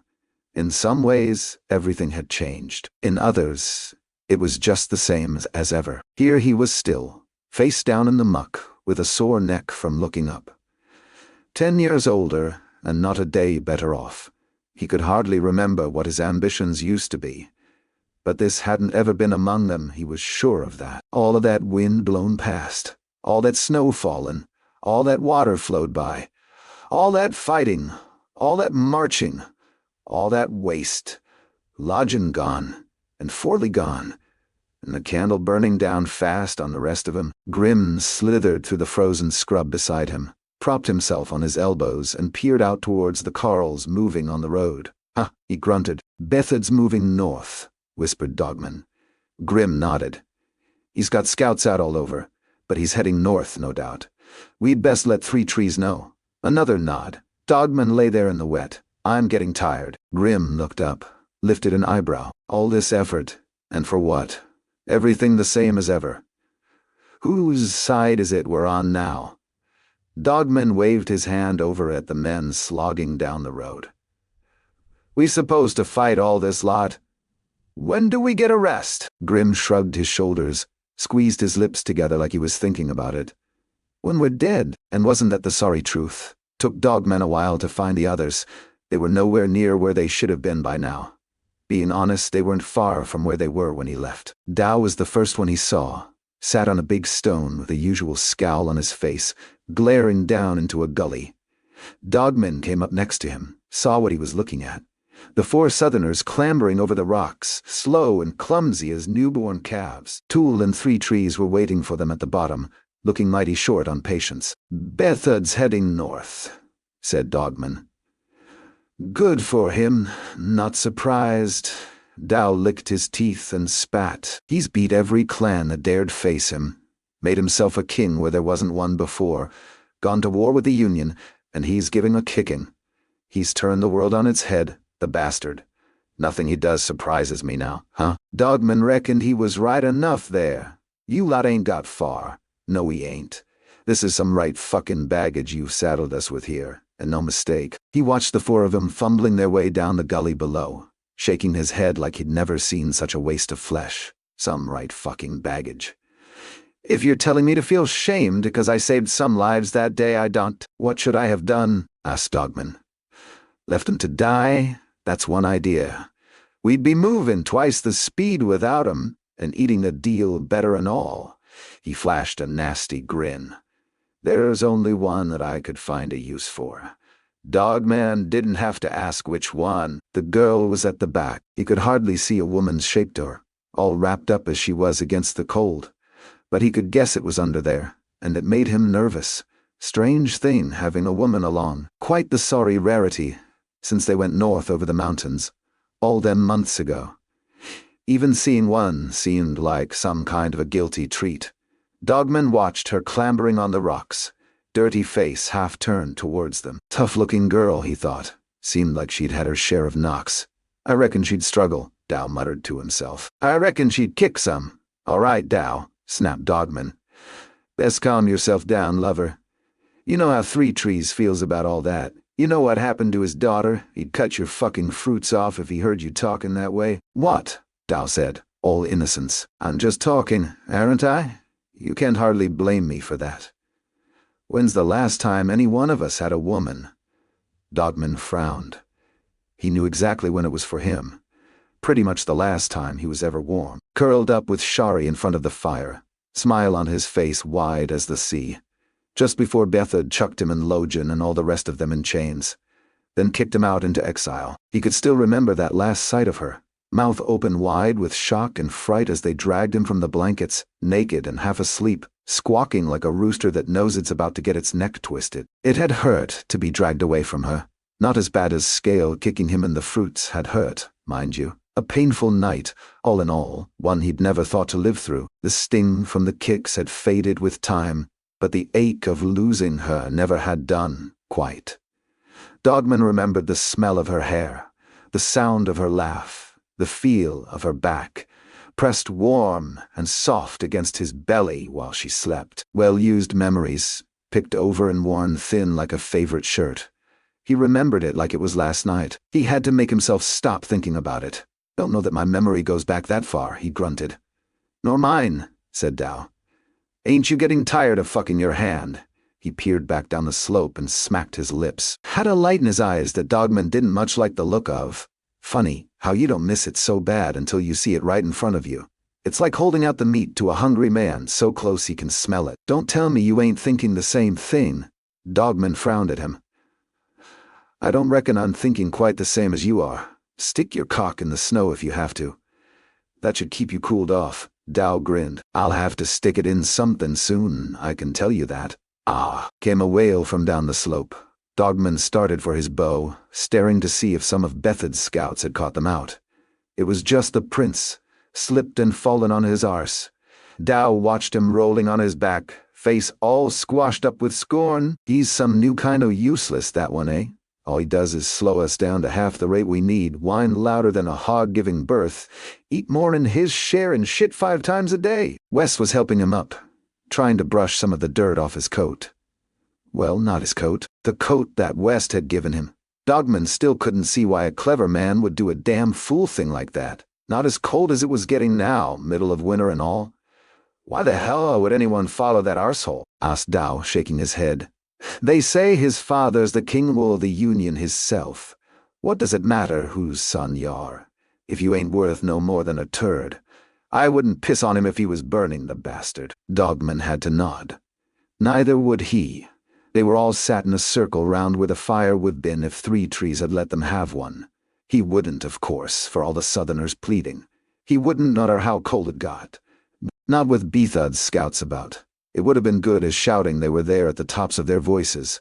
Dogman and the rest were on one side 3 trees, Dow and Tull. Grim propped on his elbow like none of this had aught to do with him. The Union were opposite. Pike and the girl were putting a brave enough face on being cold, tired, and hungry. There was something to them told the Dogman they were used to it. West looked like he was near the end of his rope, blowing into his cupped hands like they were about to turn black and fall off. The prince was sitting in the midst, holding his chin high, trying to look like he wasn't knackered, covered in dirt, and starting to smell as bad as the rest of him, trying to look like he might be able to give orders that someone might listen to. Dogman reckoned he'd made a mistake there. A crew like his chose leaders because of what they'd done, not whose son they were. They chose leaders with some bones to them, and from that point of view, they'd sooner have taken a telling from the girl than from this prick. It is high time that we discussed our plans. He was whining. Some of us are laboring in the dark. Dogman could see 3 trees starting to frown already. He didn't like having to drag this idiot along, let alone pretend he cared a shit for his opinion. It didn't help much that not everyone could make sense of everyone else. Of the Union, only West spoke Northern. Of the Northmen, only Dogman and 3 trees spoke Union. Tull might have caught the sense of what was being said, more or less. Dow weren't even catching that. As for Grim, well, silence means pretty much the same in every tongue. What's he saying now? Growled Dow. Something about plans, I reckon, said Tull back to him. Dow snorted. All an arsehole knows about is shit. Dogman saw West swallowing. He knew what was being said well enough, and he could tell some folk were running short on patience. The prince wasn't near so clever, though. It would be useful to know how many days you think it will take us to get to Ostenholm. We're not going south, said 3 trees in Northern, before His Highness even finished talking. West stopped blowing into his hands for a moment. We're not? We're not? We haven't been since we set out. Why? Because Bethod's heading back north. That's a fact, said Dogman. I seen him today. Why would he turn back? Asked West. With Ostenholm undefended? Dogman sighed. I didn't stick around to ask. Me and Bethod ain't on the best of terms. I'll tell you why, sneered Dow. Bethod ain't interested in your city. Not yet, anyhow. He's interested in breaking you up into pieces small enough to chew on, said Tull. Dogman nodded. Like that one you was with that he just finished spitting out the bones of. Excuse me, snapped the prince. No idea what was being said, but it might help if we continued in the common tongue. 3 trees ignored him and carried on in Northern. He's going to pull your army into little bits, then he's going to squash them one by one. You think he's going south, so he hopes your Marshal Burr will send some men south. He'll catch 'em napping on his way back north, and if they're few enough he'll cut 'em to pieces like he did those others. Then, rumbled Tull, when all your pretty soldiers are stuck back in the mud or run back across the water, hell crack the towns open like nuts in winter. No rush, and his carles will make free with the contents. Dow sucked his teeth, staring across at the girl. Staring like a mean dog might stare at a side of bacon. She stared right back, which was much to her credit, the Dogman thought. He doubted had the bones to do the same in her position. Bethod's going north and will be following. Three Trees said it in a way that made it clear it weren't a matter for discussion. Keep an eye on him. Hope to move fast and keep ahead, so that if your friend Burr comes blundering through these woods, we can warn him where Bethod's at before he stumbles on him like a blind man falling down a fucking well. The prince slapped angry at the ground. I demand to know what is being said. That Bethod is heading north with his army, hissed west at him through gritted teeth, and that they intend to follow him. This is intolerable, snapped the fool, tugging at his filthy cuffs. That course of action puts us all in danger. Please inform them that we will be setting out southwards without delay. That's settled then. They all turned to see who spoke, and got quite the shock. Grim, talking Union as smooth and even as the prince himself. You're going south. We're going north. I need to piss. And he got up and wandered off into the dark. Dogman stared after him, mouth open. Why did he need to learn someone else's language when he never spoke more than 2 words together in his own? Very well, squawked the prince, shrill and panicky. I should have expected no better. Your Highness, hissed West at him. We need them.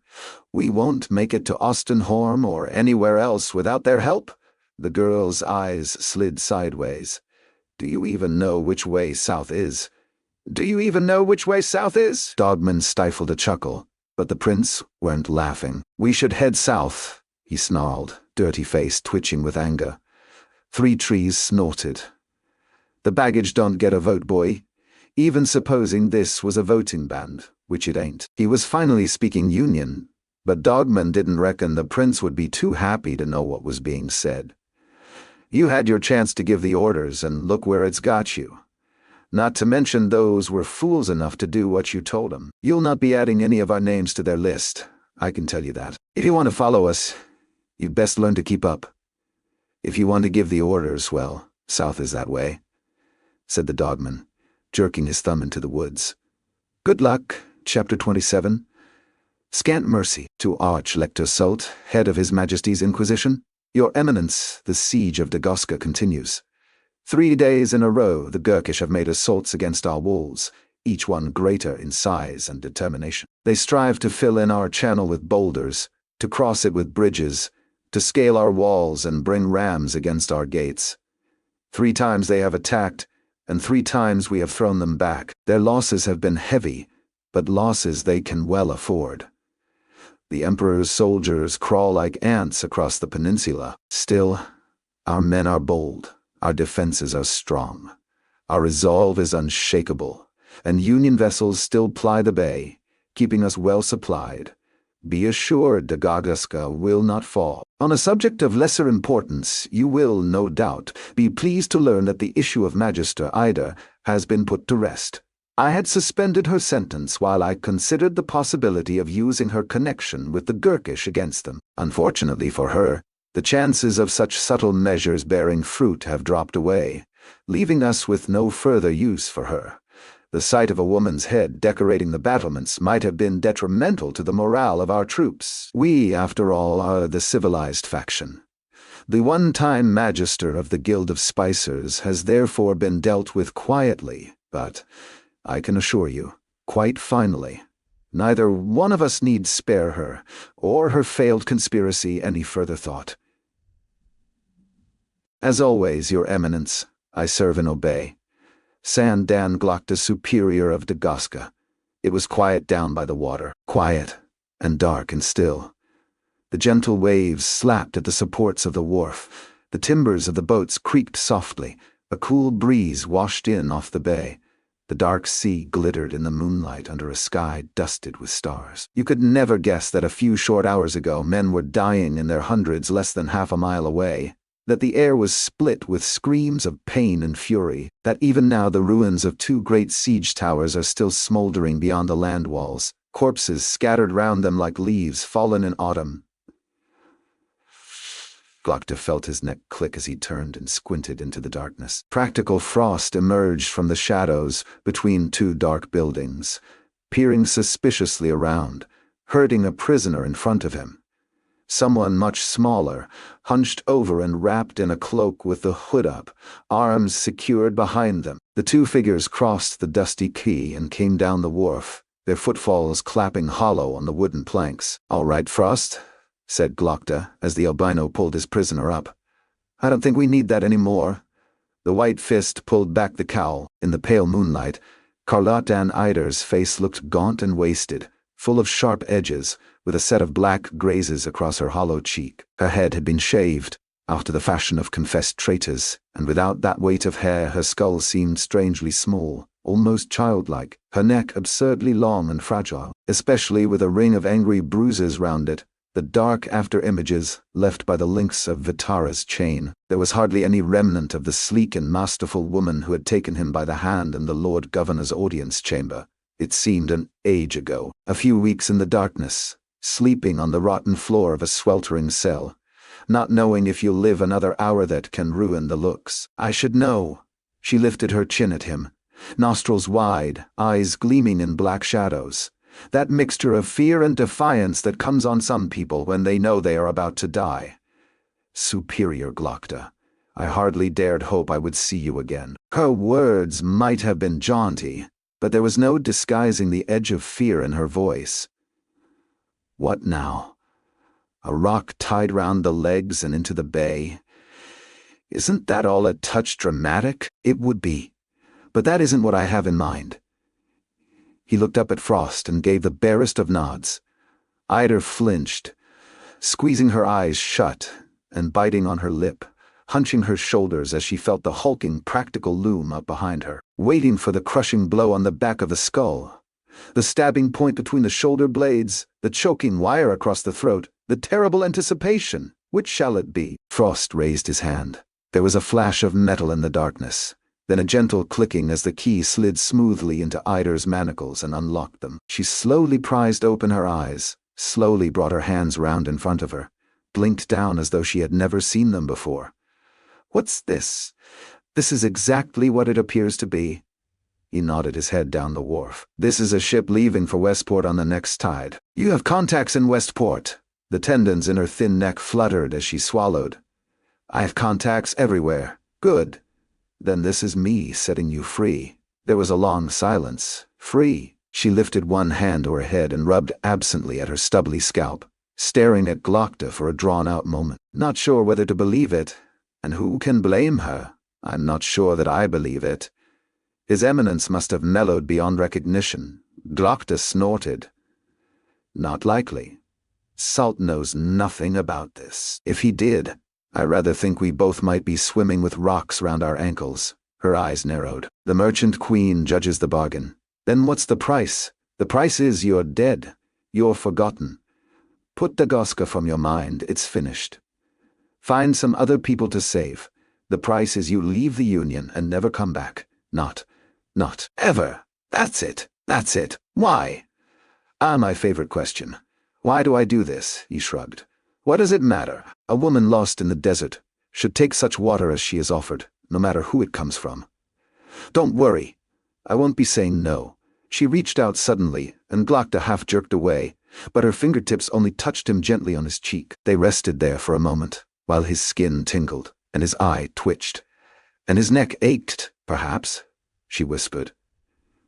"If things had been different, if I weren't a cripple and you weren't a traitor, things are as they are." She let her hand drop, half smiling. "Of course they are.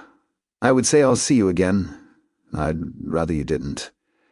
She nodded slowly, then goodbye. She pulled the hood over her head, throwing her face back into shadow, then brushed past Glokta and walked quickly towards the end of the wharf. He stood, weight on his cane, and watched her go, scratching his cheek slowly where her fingers had rested. "So, to get women to touch you, you need only spare their lives. I should try it more often." He turned away, limped a few painful steps onto the dusty quay, peering up into the dark buildings. "I wonder if practical Vitari is in there somewhere, watching. I wonder if this little episode will find its way into her next report to the Archlector." He felt a sweaty shiver up his aching back. "I won't be putting it in mine, that's sure. But what does it really matter?" He could smell it as the wind shifted, the smell that seemed to find its way into every corner of the city now. The sharp smell of burning, of smoke, of ash, of death. "Without a miracle, none of us will leave this place alive." He looked back. Carlotta Eider was already crossing the gangway. Well, Perhaps just one of us will. Things are going well, sang Koska in his rich Styrian accent, grinning out over the parapet at the carnage beyond the walls.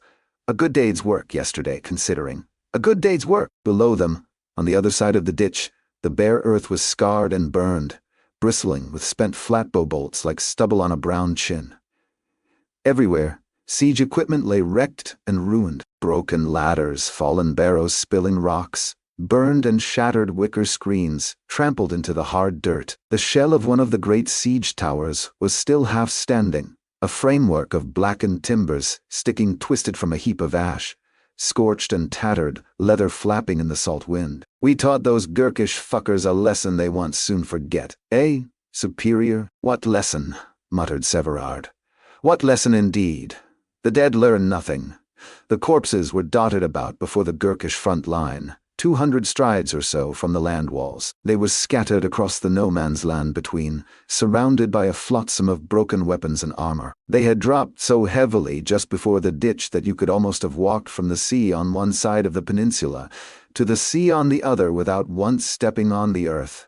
In a few places they were crowded together into huddled groups, where the wounded crawled to take cover behind the dead, then bled to death themselves. Glokta had never seen slaughter like it, not even after the siege of Ulrioch, when the breach had been choked with Union dead, when Gurkish prisoners had been murdered by the score, when the temple had been burned with hundreds of citizens inside. Corpses sagged and lolled and sprawled, some charred with fire, some bent in attitudes of final prayer, some spread out heedless, heads smashed by rocks flung from above. Some had clothes ripped and rooted through, where they tore at their own shirts to check their wounds, hoping they were not fatal. All of them disappointed. Flies buzzed in legions around the bodies. Birds of 100 species hopped and flapped and pecked at the unexpected feast. Even here, high up in the blasting wind, it was starting to reek. The stuff of nightmares. Of my nightmares for the next few months, I shouldn't wonder if I last that long. Glokta felt his eye twitching, and he blew out a deep breath, stretched his neck from side to side. Well, we must fight on. It is a little late now for second thoughts. He peered gingerly over the parapet to take a look down at the ditch, his free hand grasping tight at the pitted stone to keep his balance. They have nearly filled the channel down below us, and over near the gates. True, said Koska cheerfully.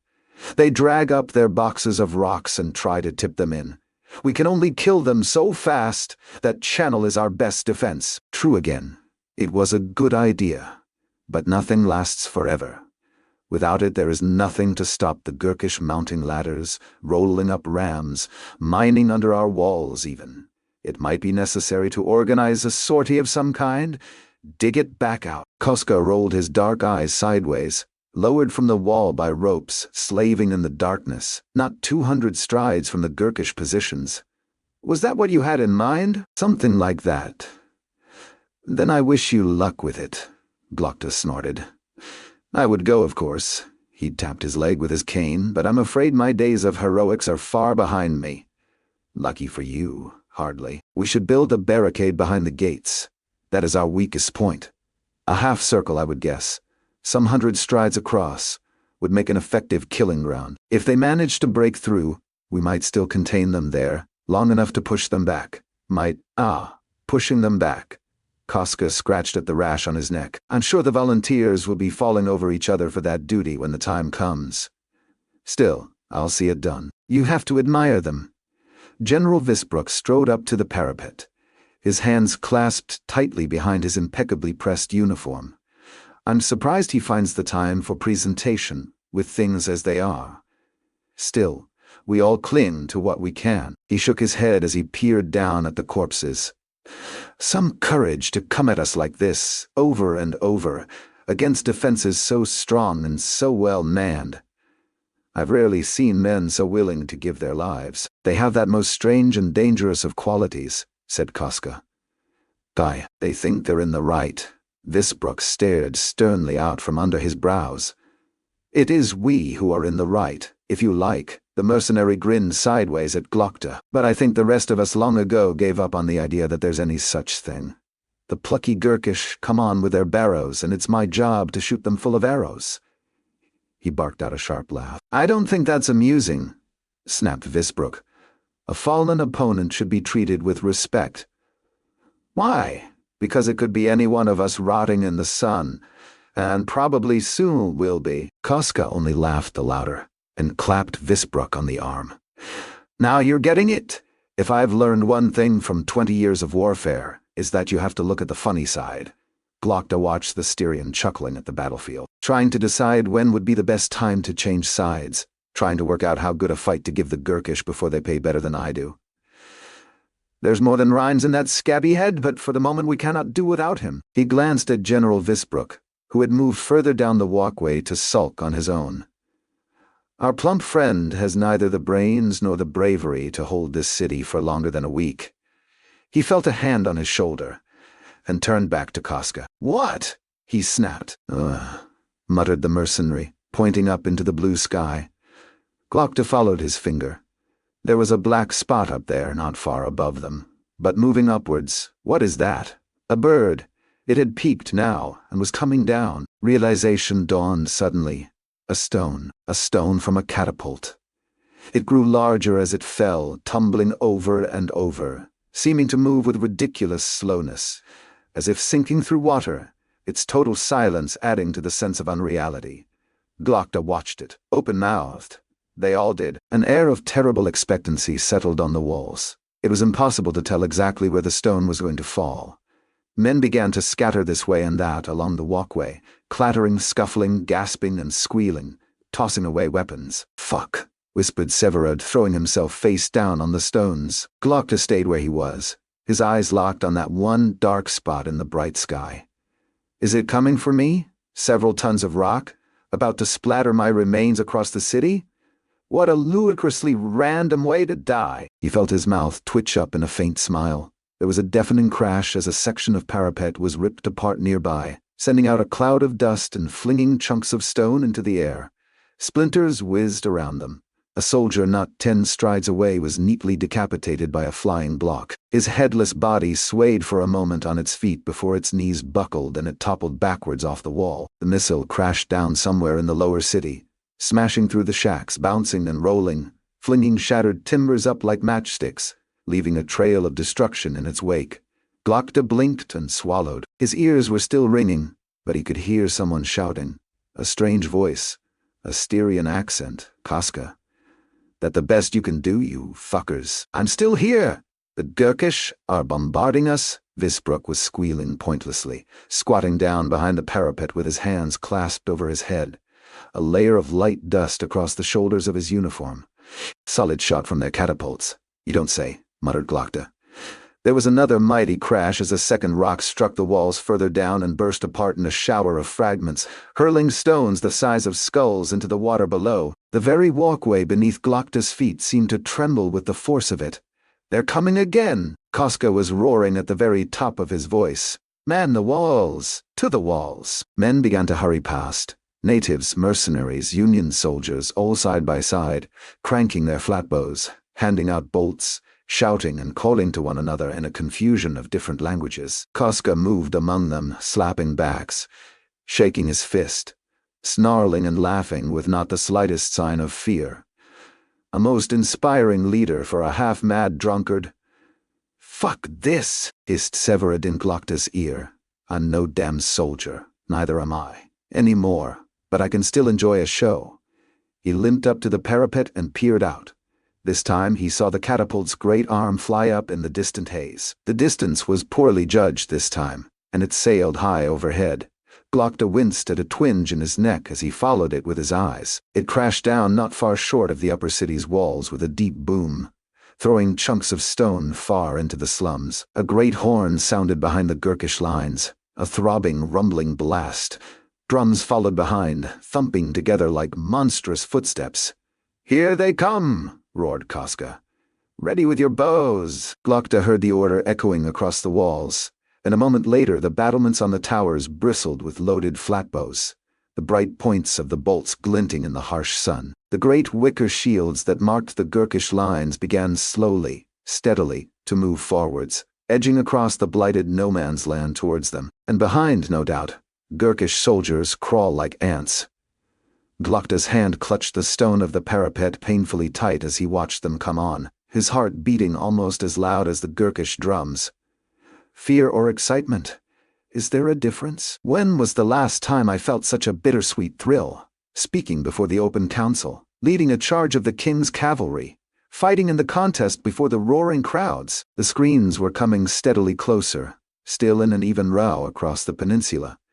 Now 100 strides, now 90, now 80. He looked sideways at Casca, still grinning like a madman. When will he give the order?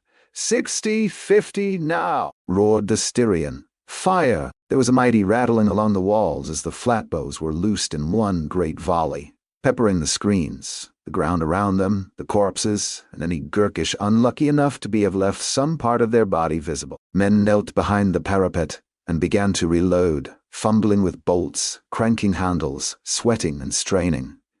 The drum beats had grown faster, more urgent. The screens passed heedless over the scattered bodies. Not much fun for the men behind, staring down at the corpses beneath their feet, wondering how long before they joined them. "Oil!" shouted Casca. A bottle with a burning wick was flung spinning from a tower on the left. It smashed against one of the wicker screens and lines of fire shot hungrily out across the surface, turning it brown, then black. It began to wobble, to bend, then gradually started to tip over. A soldier ran out howling from behind it, his arm wreathed in bright flames. The burning screen fell to the ground, exposing a column of Gurkish troops, some pushing barrows full of boulders, others carrying long ladders, others with bows, armor, weapons. They yelled their war cries, charging forward with their shields raised, shooting arrows up at the battlements, zigzagging back and forth between the corpses. Men pitched on their faces, riddled with flatbow bolts. Men howled and clutched at wounds. Men crawled and gurgled and swore. They pleaded and bellowed defiance. They ran for the rear and were shot in the back. Up on the walls, bows twanged and clanked. More bottles of oil were lit and hurled down. Some men roared and hissed and spat curses. Some cowered behind the parapet as arrows zipped up from below, clattering from stone or shooting overhead, occasionally thudding into flesh. Casca had one foot up on the battlements, utterly careless, leaning out dangerously far and brandishing a notched sword, bellowing something that Glokta could not hear. Everyone was screaming and shouting, attackers and defenders both. Battle? Chaos? Chaos! I remember now. How could I ever have enjoyed this? Another of the screens was blazing, filling the air with reeking black smoke. Gurkish soldiers spilled out from behind it like bees from a broken hive, milling around on the far side of the ditch, trying to find a spot to foot their ladder. Defenders further down the walls began to hurl chunks of masonry down at them. Another rock from a catapult crashed down far short and ripped a long hole through a Gurkish column, sending bodies and parts of bodies flying. A soldier was dragged past with an arrow in his eye. Is it bad? He was wailing. Is it bad? He was wailing. Is it bad? A moment later, a man just beside Glokta squawked as a shaft hit him in the chest. He was spun half round. His flatbow went off, and the bolt thudded into his neighbor's neck, right up to the feathers. The two of them fell together right at Glokta's feet, leaking blood across the walkway. Down at the foot of the walls, a bottle of oil burst apart in the midst of a crowd of Gurkish soldiers, just as they were trying to raise their ladder. A faint tang of cooking meat joined the stinks of rot and wood smoke. Men burned, scrambling and screaming, charging around madly or flinging themselves into the flooded ditch in full armor. Death by burning or death by drowning. Some choice. You seen enough yet? Severid's voice hissed in his ear. Yes, more than enough. He left Casca shouting himself hoarse in Styrian and pushed breathlessly through the press of mercenaries towards the steps. He followed a stretcher down, wincing at every painful step, trying to keep up while a steady stream of men shoved past the other way. Never thought that I'd be glad to be going down a set of steps again. His happiness did not last long, however. By the time he reached the bottom, his left leg was twitching with the all-too-familiar mixture of agony and numbness. Damn it! He hissed to himself, hopping back against the wall. There are casualties more mobile than I am. He watched the wounded hobbling past, bandaged and bloody. This isn't right, hissed Severard. We've done our bit. We found the traitors. What the hell are we still doing here? Fighting for the king's cause beneath you, is it? Dying for it is, Glokta snorted. You think there's anyone in this whole fucking city enjoying themselves? He thought he heard the faint sound of Koska screaming insults floating down over the clamor of the fighting. Apart from that crazy Styrian, of course. Keep an eye on him, Severard. He betrayed Eider. He'll betray us, especially if things look bleak. They've looked better. The long, dim hall had once been a temple. When the Gurkish assaults had begun, the lightly wounded had been brought here, to be tended to by priests and women. It was an easy place to bring them, down in the lower city, close to the walls. This part of the slums was mostly empty of civilians now, in any case. The risks of raging fire and plummeting boulders can quickly render a neighborhood unpopular. As the fighting continued, the lightly wounded had gone back to the walls, leaving the more serious casualties behind. Those with severed limbs, with deep cuts, with terrible burns, with arrows in the body, lay scattered round the dim arcades on their bloody stretchers. Day by day their numbers had mounted until they choked every part of the floor. The walking wounded were dealt with outside now. This place was reserved for the ruined, for the maimed, for the dying. Every man had his own special language of agony. Some screamed and howled without end. Some cried out for help, for mercy, for water, for their mothers. Some coughed and gurgled and spat blood. Some wheezed and rattled out their last breaths. Only the dead are entirely silent, and there were a lot of them. From time to time you would see them being dragged out, limbs lolling, ready to be wrapped in cheap shrouds and heaped up behind the back wall. All day, Glokta knew, grim teams of men were busy digging graves for the natives, according to their firmly held beliefs. Great pits in the ruins of the slums, good for a dozen corpses at a time. All night, the same men were busy burning the Union dead, according to our lack of belief in anything. Up on the bluffs, where the oily smoke will be carried out over the bay, we can only hope it will blow right into the faces of the Gurkish on the other side. One last insult, from us to them. Glokta shuffled slowly through the hall, echoing with the sounds of pain, wiping the sweat from his forehead, peering down at the casualties. Dark-skinned Dagaskans, Styrian mercenaries, pale-skinned Union men all mixed up together. People of all nations, all colors, all types, united against the Gurkish and now dying together, side by side, all equal. My heart would be warmed, if I still had one. He was vaguely aware of practical frost, lurking in the darkness by the wall nearby, eyes moving carefully over the room. My watchful shadow, here to make sure that no one rewards my efforts on the Archlector's behalf with a fatal headwound of my own.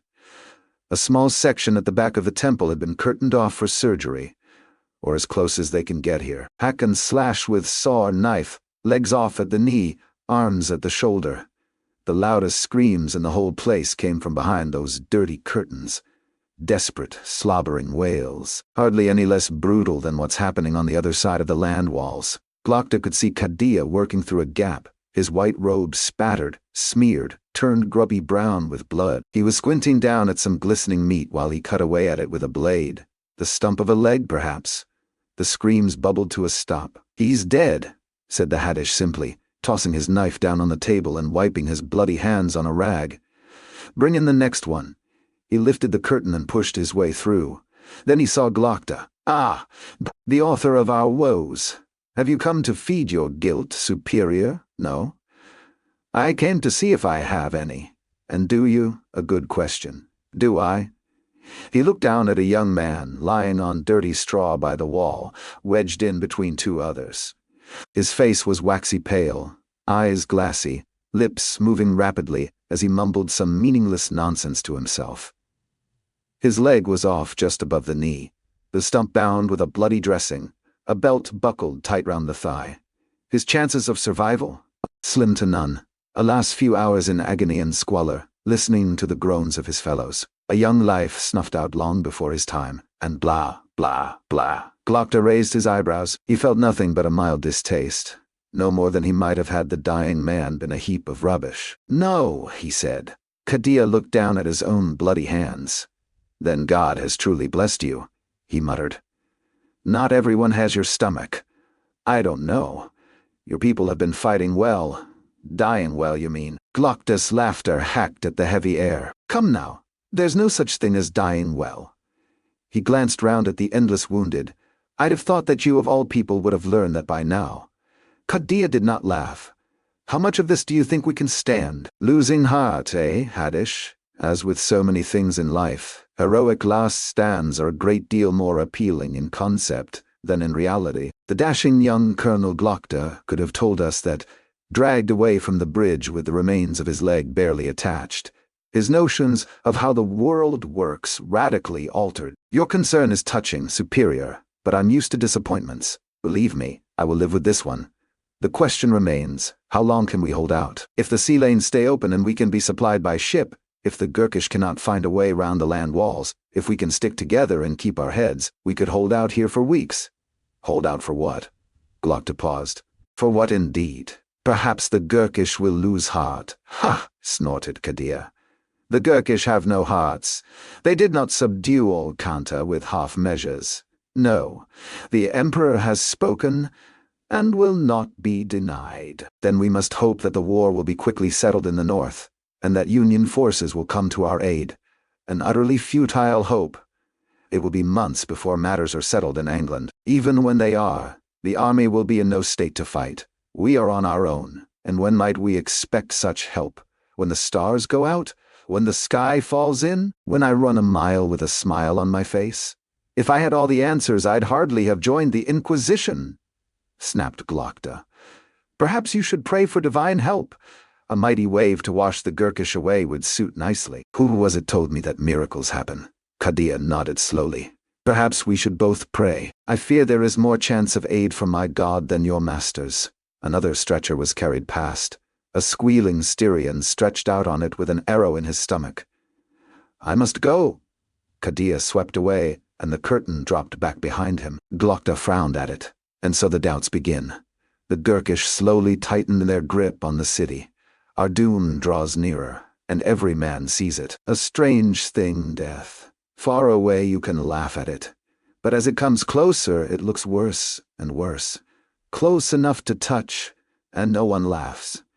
Dagaska is full of fear, and the doubts can only grow. Sooner or later, someone will try to betray the city to the Gurkish, if only to save their lives, or the lives of those they love. They might well begin by disposing of the troublesome superior who set this madness in motion. He felt a sudden touch on his shoulder, and he caught his breath and spun round. His leg buckled, and he stumbled back against a pillar, almost treading on a gasping native with bandages across his face.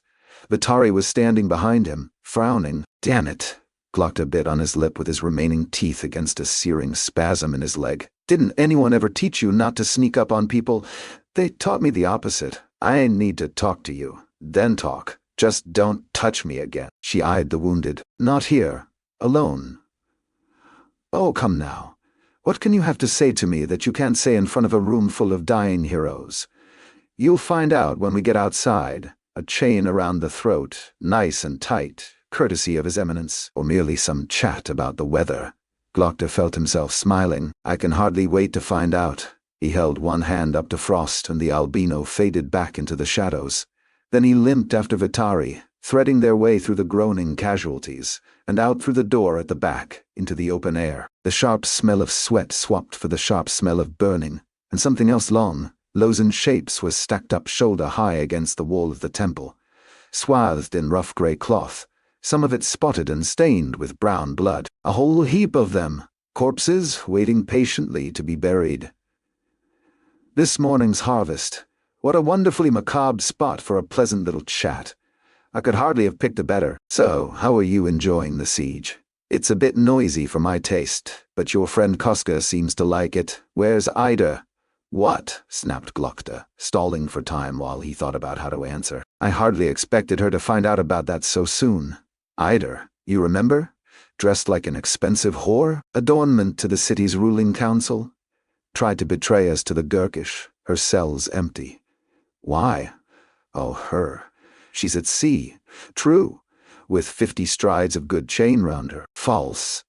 She's adorning the bottom of the bay now, since you ask. Vitara's orange brows drew in with suspicion. Why wasn't I told? I've got better things to do than keep you informed. We've a war to lose, Or hadn't you noticed? Glokta turned away, but her hand shot out in front of him and slapped onto the wall, her long arm barring his path. Keeping me informed means keeping Salt informed. If we start telling him different stories, where have you been the last few weeks? He chuckled as he gestured at the pile of shrouded shapes beside the wall. It's a funny thing. The closer the Gurkish get to breaking through our walls and murdering every living thing in Dagaska, the less I seem to care about his fucking eminence. Tell him what you please. You're boring me. He made to push past her arm, but found it did not move. What if I were to tell him what you please? She whispered. Glokta frowned. Now that isn't boring. Salt's favorite practical, sent here to make sure I tread the righteous path, offering deals. A trick, a trap. Their faces were no more than a foot apart, and he stared hard into her eyes, trying to guess what she was thinking.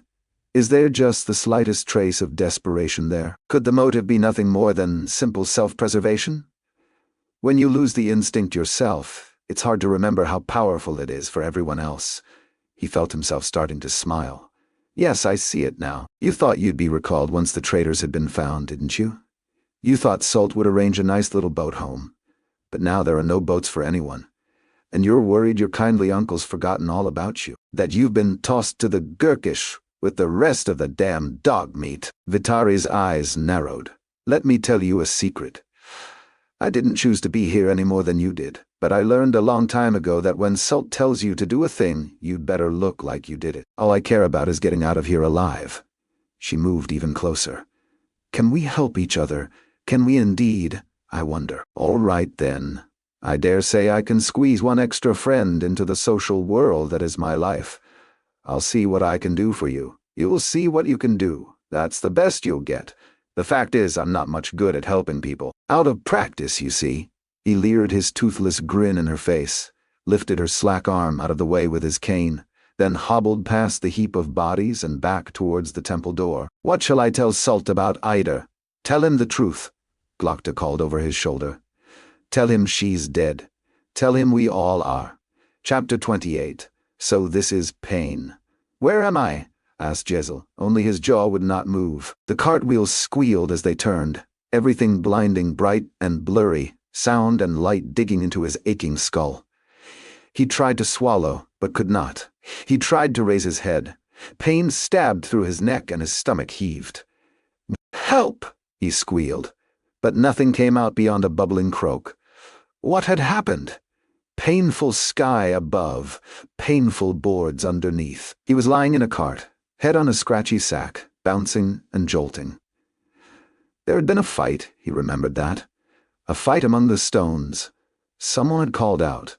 A crunch and blinding light, then nothing but pain.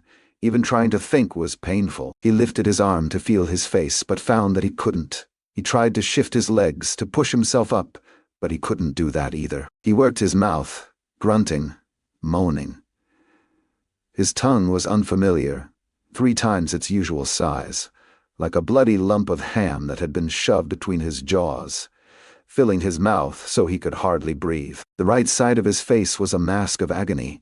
With every lurch of the cart his jaws rattled together, sending white-hot stabs of pain from his teeth into his eyes, his neck, the very roots of his hair. There were bandages over his mouth. He had to breathe through the left side.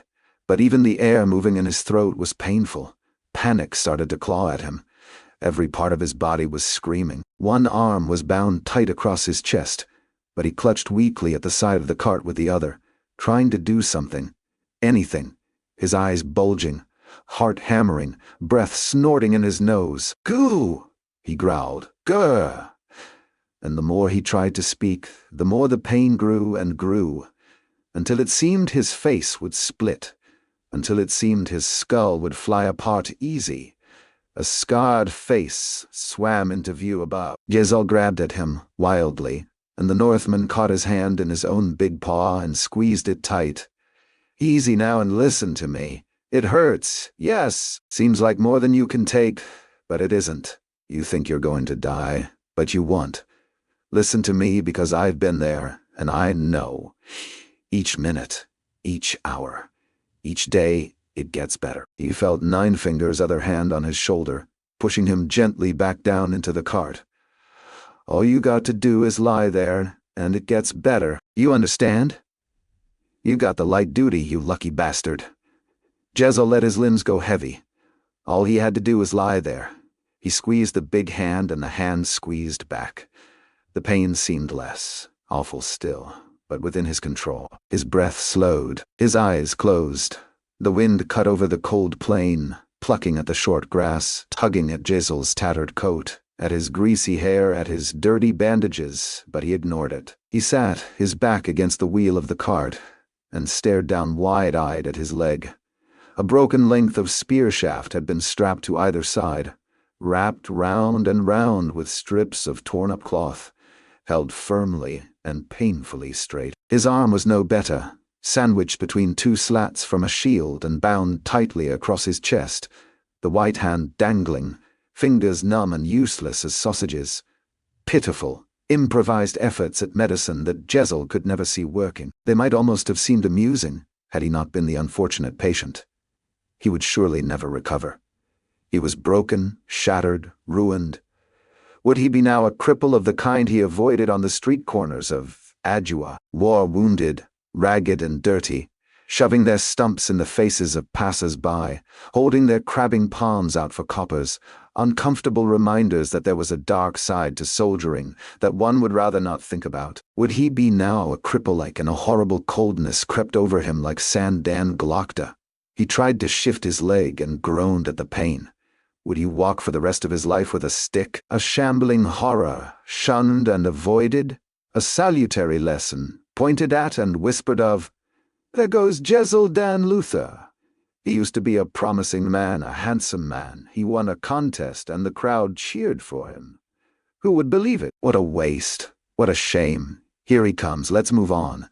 And that was before he even thought about what his face might look like. He tried to move his tongue, and the stab of agony made him grimace, but he could tell there was a terribly unfamiliar geography to the inside of his mouth. It felt slanted, twisted, nothing fitted together as it used to. There was a gap in his teeth that felt a mile wide. His lips tingled unpleasantly under the bandages. Torn, battered, ripped open. He was a monster. A shadow fell across Jezal's face, and he squinted up into the sun. Ninfingers stood over him, a water skin hanging from one big fist. "Water," he grunted. Jezal shook his head, but the Northman squatted down, pulled the stopper from the skin and held it out regardless. "Got to drink. Keep it clean." Jezal snatched the skin bad-temperedly from him, lifted it gingerly to the better side of his mouth and tried to tilt it. It hung bloated and baggy. He struggled for a moment, before realizing there was no way of drinking with only one good hand. He fell back, eyes closed, snorting through his nose. He almost ground his teeth with frustration, but quickly thought better of it. Here, he felt a hand slide behind his neck and firmly lift his head. "Gah!" He grunted furiously, with half a mind to struggle, but in the end, he allowed his body to sag and submitted to the ignominy of being handled like a baby. What was the point, after all, in pretending he was anything other than utterly helpless? Sour, lukewarm water seeped into his mouth, and he tried to force it down. It was like swallowing broken glass. He coughed and spat the rest out, or he tried to spit and found the pain far too great. He had to lean forward and let it dribble from his face, most of it running down his neck and into the filthy collar of his shirt. He sat back heavily with a moan, and pushed the skin away with his good hand. Ninefingers shrugged. "All right, but you'll have to try again later. Got to keep drinking. You remember what happened?" Jezal shook his head. "There was a fight. Me and Sunshine there," and he nodded over at Pharaoh, who scowled back, handled most of them. "But it seems 3 got around us. You dealt with 2, and you did well with that, but you missed one, and he hit you in the mouth with a mace." He gestured at Jezal's bandaged face. "Hit you hard, and you're familiar with the outcome. Then you fell, and I'm guessing he hit you when you were down, which is how you got the arm and the leg broke. Could have been a lot worse. If I was you, I'd be thanking the dead that Quay was there." Jezal blinked over at the apprentice. What did he have to do with anything? But Ninefingers was already answering his question. "Came up and knocked him on the head with a pan. Well, I say knocked. Smashed his skull to mush, didn't you?" He grinned over at the apprentice, who sat staring out across the plain. "He hits hard for a thin man, our boy. Eh? Shame about that pan, though." Quay shrugged as though he stove a man's head in most mornings. Jezal supposed he should be thanking the sickly fool for saving his life, but he didn't feel so very saved. Instead, he tried to form the sounds as clearly as he could without hurting himself, making little more than a whisper. "How bad is it? I've had worse. Small comfort indeed. You'll get through all right. You're young. You're young. Arm and leg'll mend quick," meaning Jezal inferred that his face would not. "Always tough taking a wound, and never tougher than the first. I cried like a baby at every one of these." And Nine Fingers waved a hand at his battered face. "Most everyone cries, and that's a fact. If it's any help, it was not." "How bad?" Nine Fingers scratched at the thick stubble on the side of his face. "Your jaws broke. You lost some teeth. You got your mouth ripped, but we stitched you up pretty good." Jezal swallowed, hardly able to think. His worst fears seemed to be confirmed. "It's a hard wound you got there, and a nasty place to get it.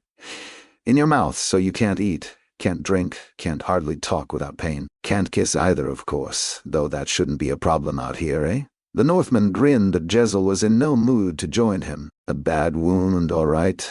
A naming wound, they'd call it where I come from." "Oh, wow," muttered Jezal, immediately regretting it as pain licked at his jaw. "A naming wound, you know," and Nine Fingers waggled the stump of his finger. "A wound you could get named after. They'd probably call you Brokeshaw, or Bentface, or Lackteeth, or something." He smiled again. But Jezal had left his sense of humor on the hill among the stones, along with his broken teeth. He could feel tears stinging at his eyes. He wanted to cry, but that made his mouth stretch. The stitches tug at his bloated lips under the bandages. Nine Fingers made a further effort. "You got to look at the bright side. It ain't likely to kill you now. If the rot was going to get into it, I reckon it would have already."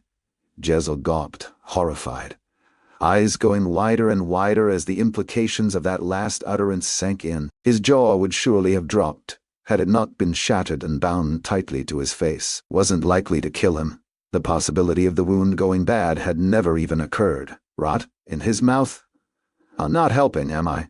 muttered Logan. Jezal covered his eyes with his one good hand and tried to weep without hurting himself, silent sobs making his shoulders shake.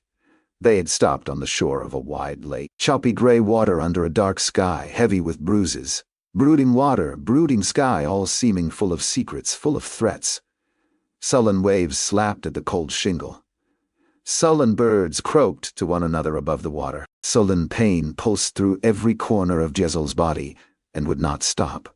Pharaoh squatted down in front of him, frowning as always, cutting the bandages away while Bayaz stood behind her, looking down. The first of the Magi had woken from his torpor, it seemed. He had given no explanation of what had caused it, or why he had so suddenly recovered, but he still looked ill, older than ever, and a lot bonier, his eyes sunken, his skin looking somehow thin, pale, almost transparent.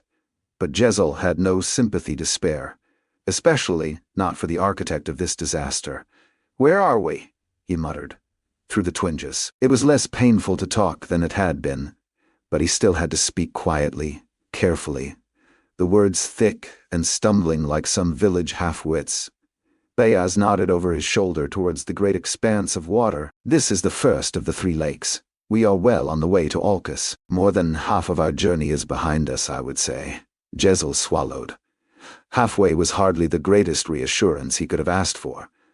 "How long was—" "I can't work with you flapping your lips, fool," hissed Pharaoh. "Do I leave you like this, or do you shut?"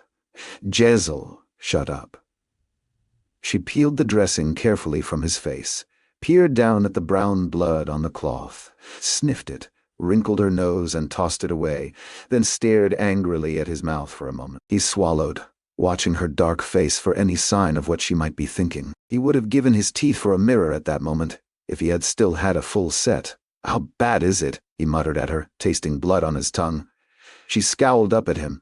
"You've confused me with someone who cares." A sob coughed up from his throat. Tears stung at his eyes. He had to look away and blink to stop himself crying. He was a pitiable specimen, all right. A brave son of the Union, a bold officer of the King's Own, a winner of the contest, no less, and he could scarcely keep from weeping. "Hold this," snapped Pharaoh's voice.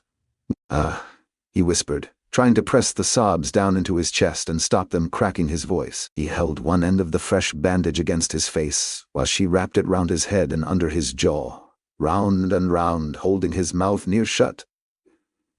You live? Is that supposed to be a comfort? He mumbled. She shrugged as she turned away. There are plenty who don't.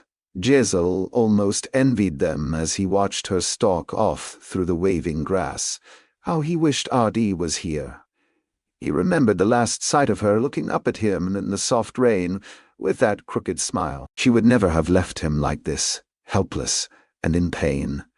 She would have spoken soft words and touched his face and looked at him with her dark eyes and kissed him gently and sentimental shit. Probably she had found some other idiot to tease and confuse and make miserable, and had never paid him so much as a second thought. He tortured himself with the thought of her laughing at some other man's jokes, smiling into some other man's face, kissing some other man's mouth. She would never want him now, that was sure.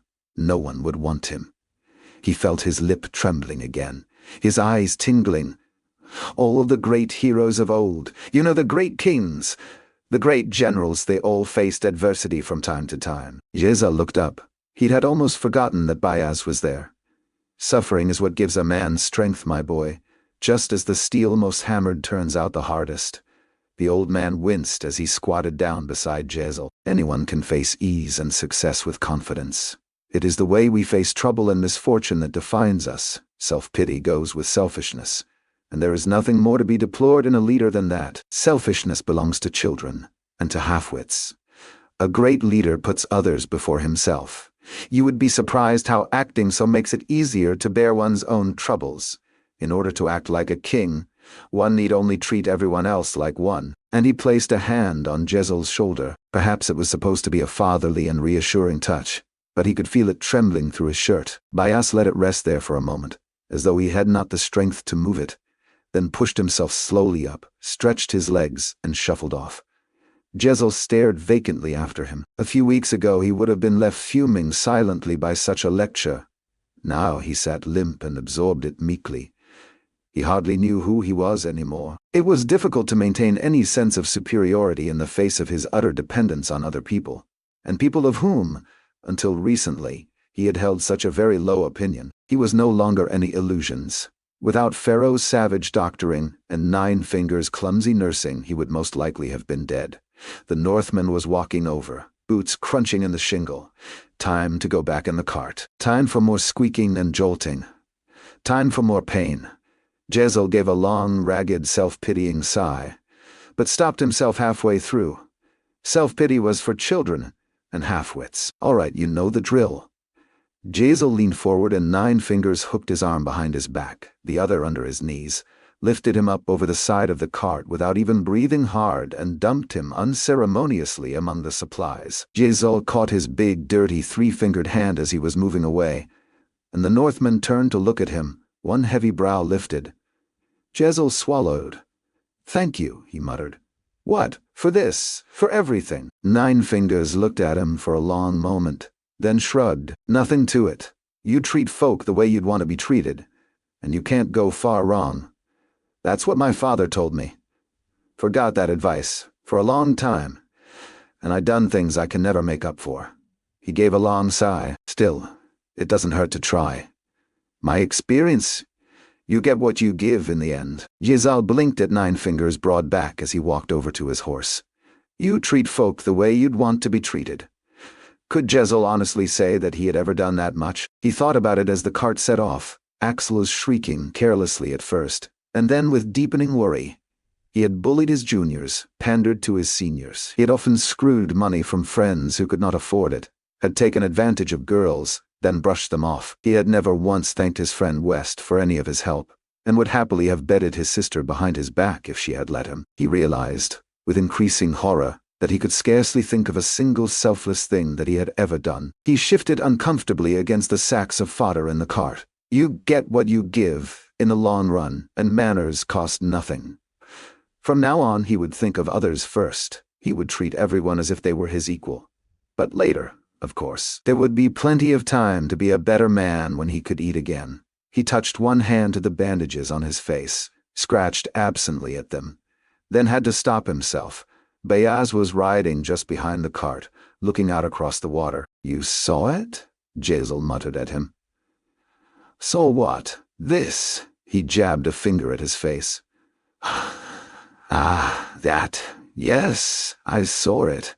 How bad is it?" Bayaz cocked his head on one side. "Do you know? All in all, I believe I like it.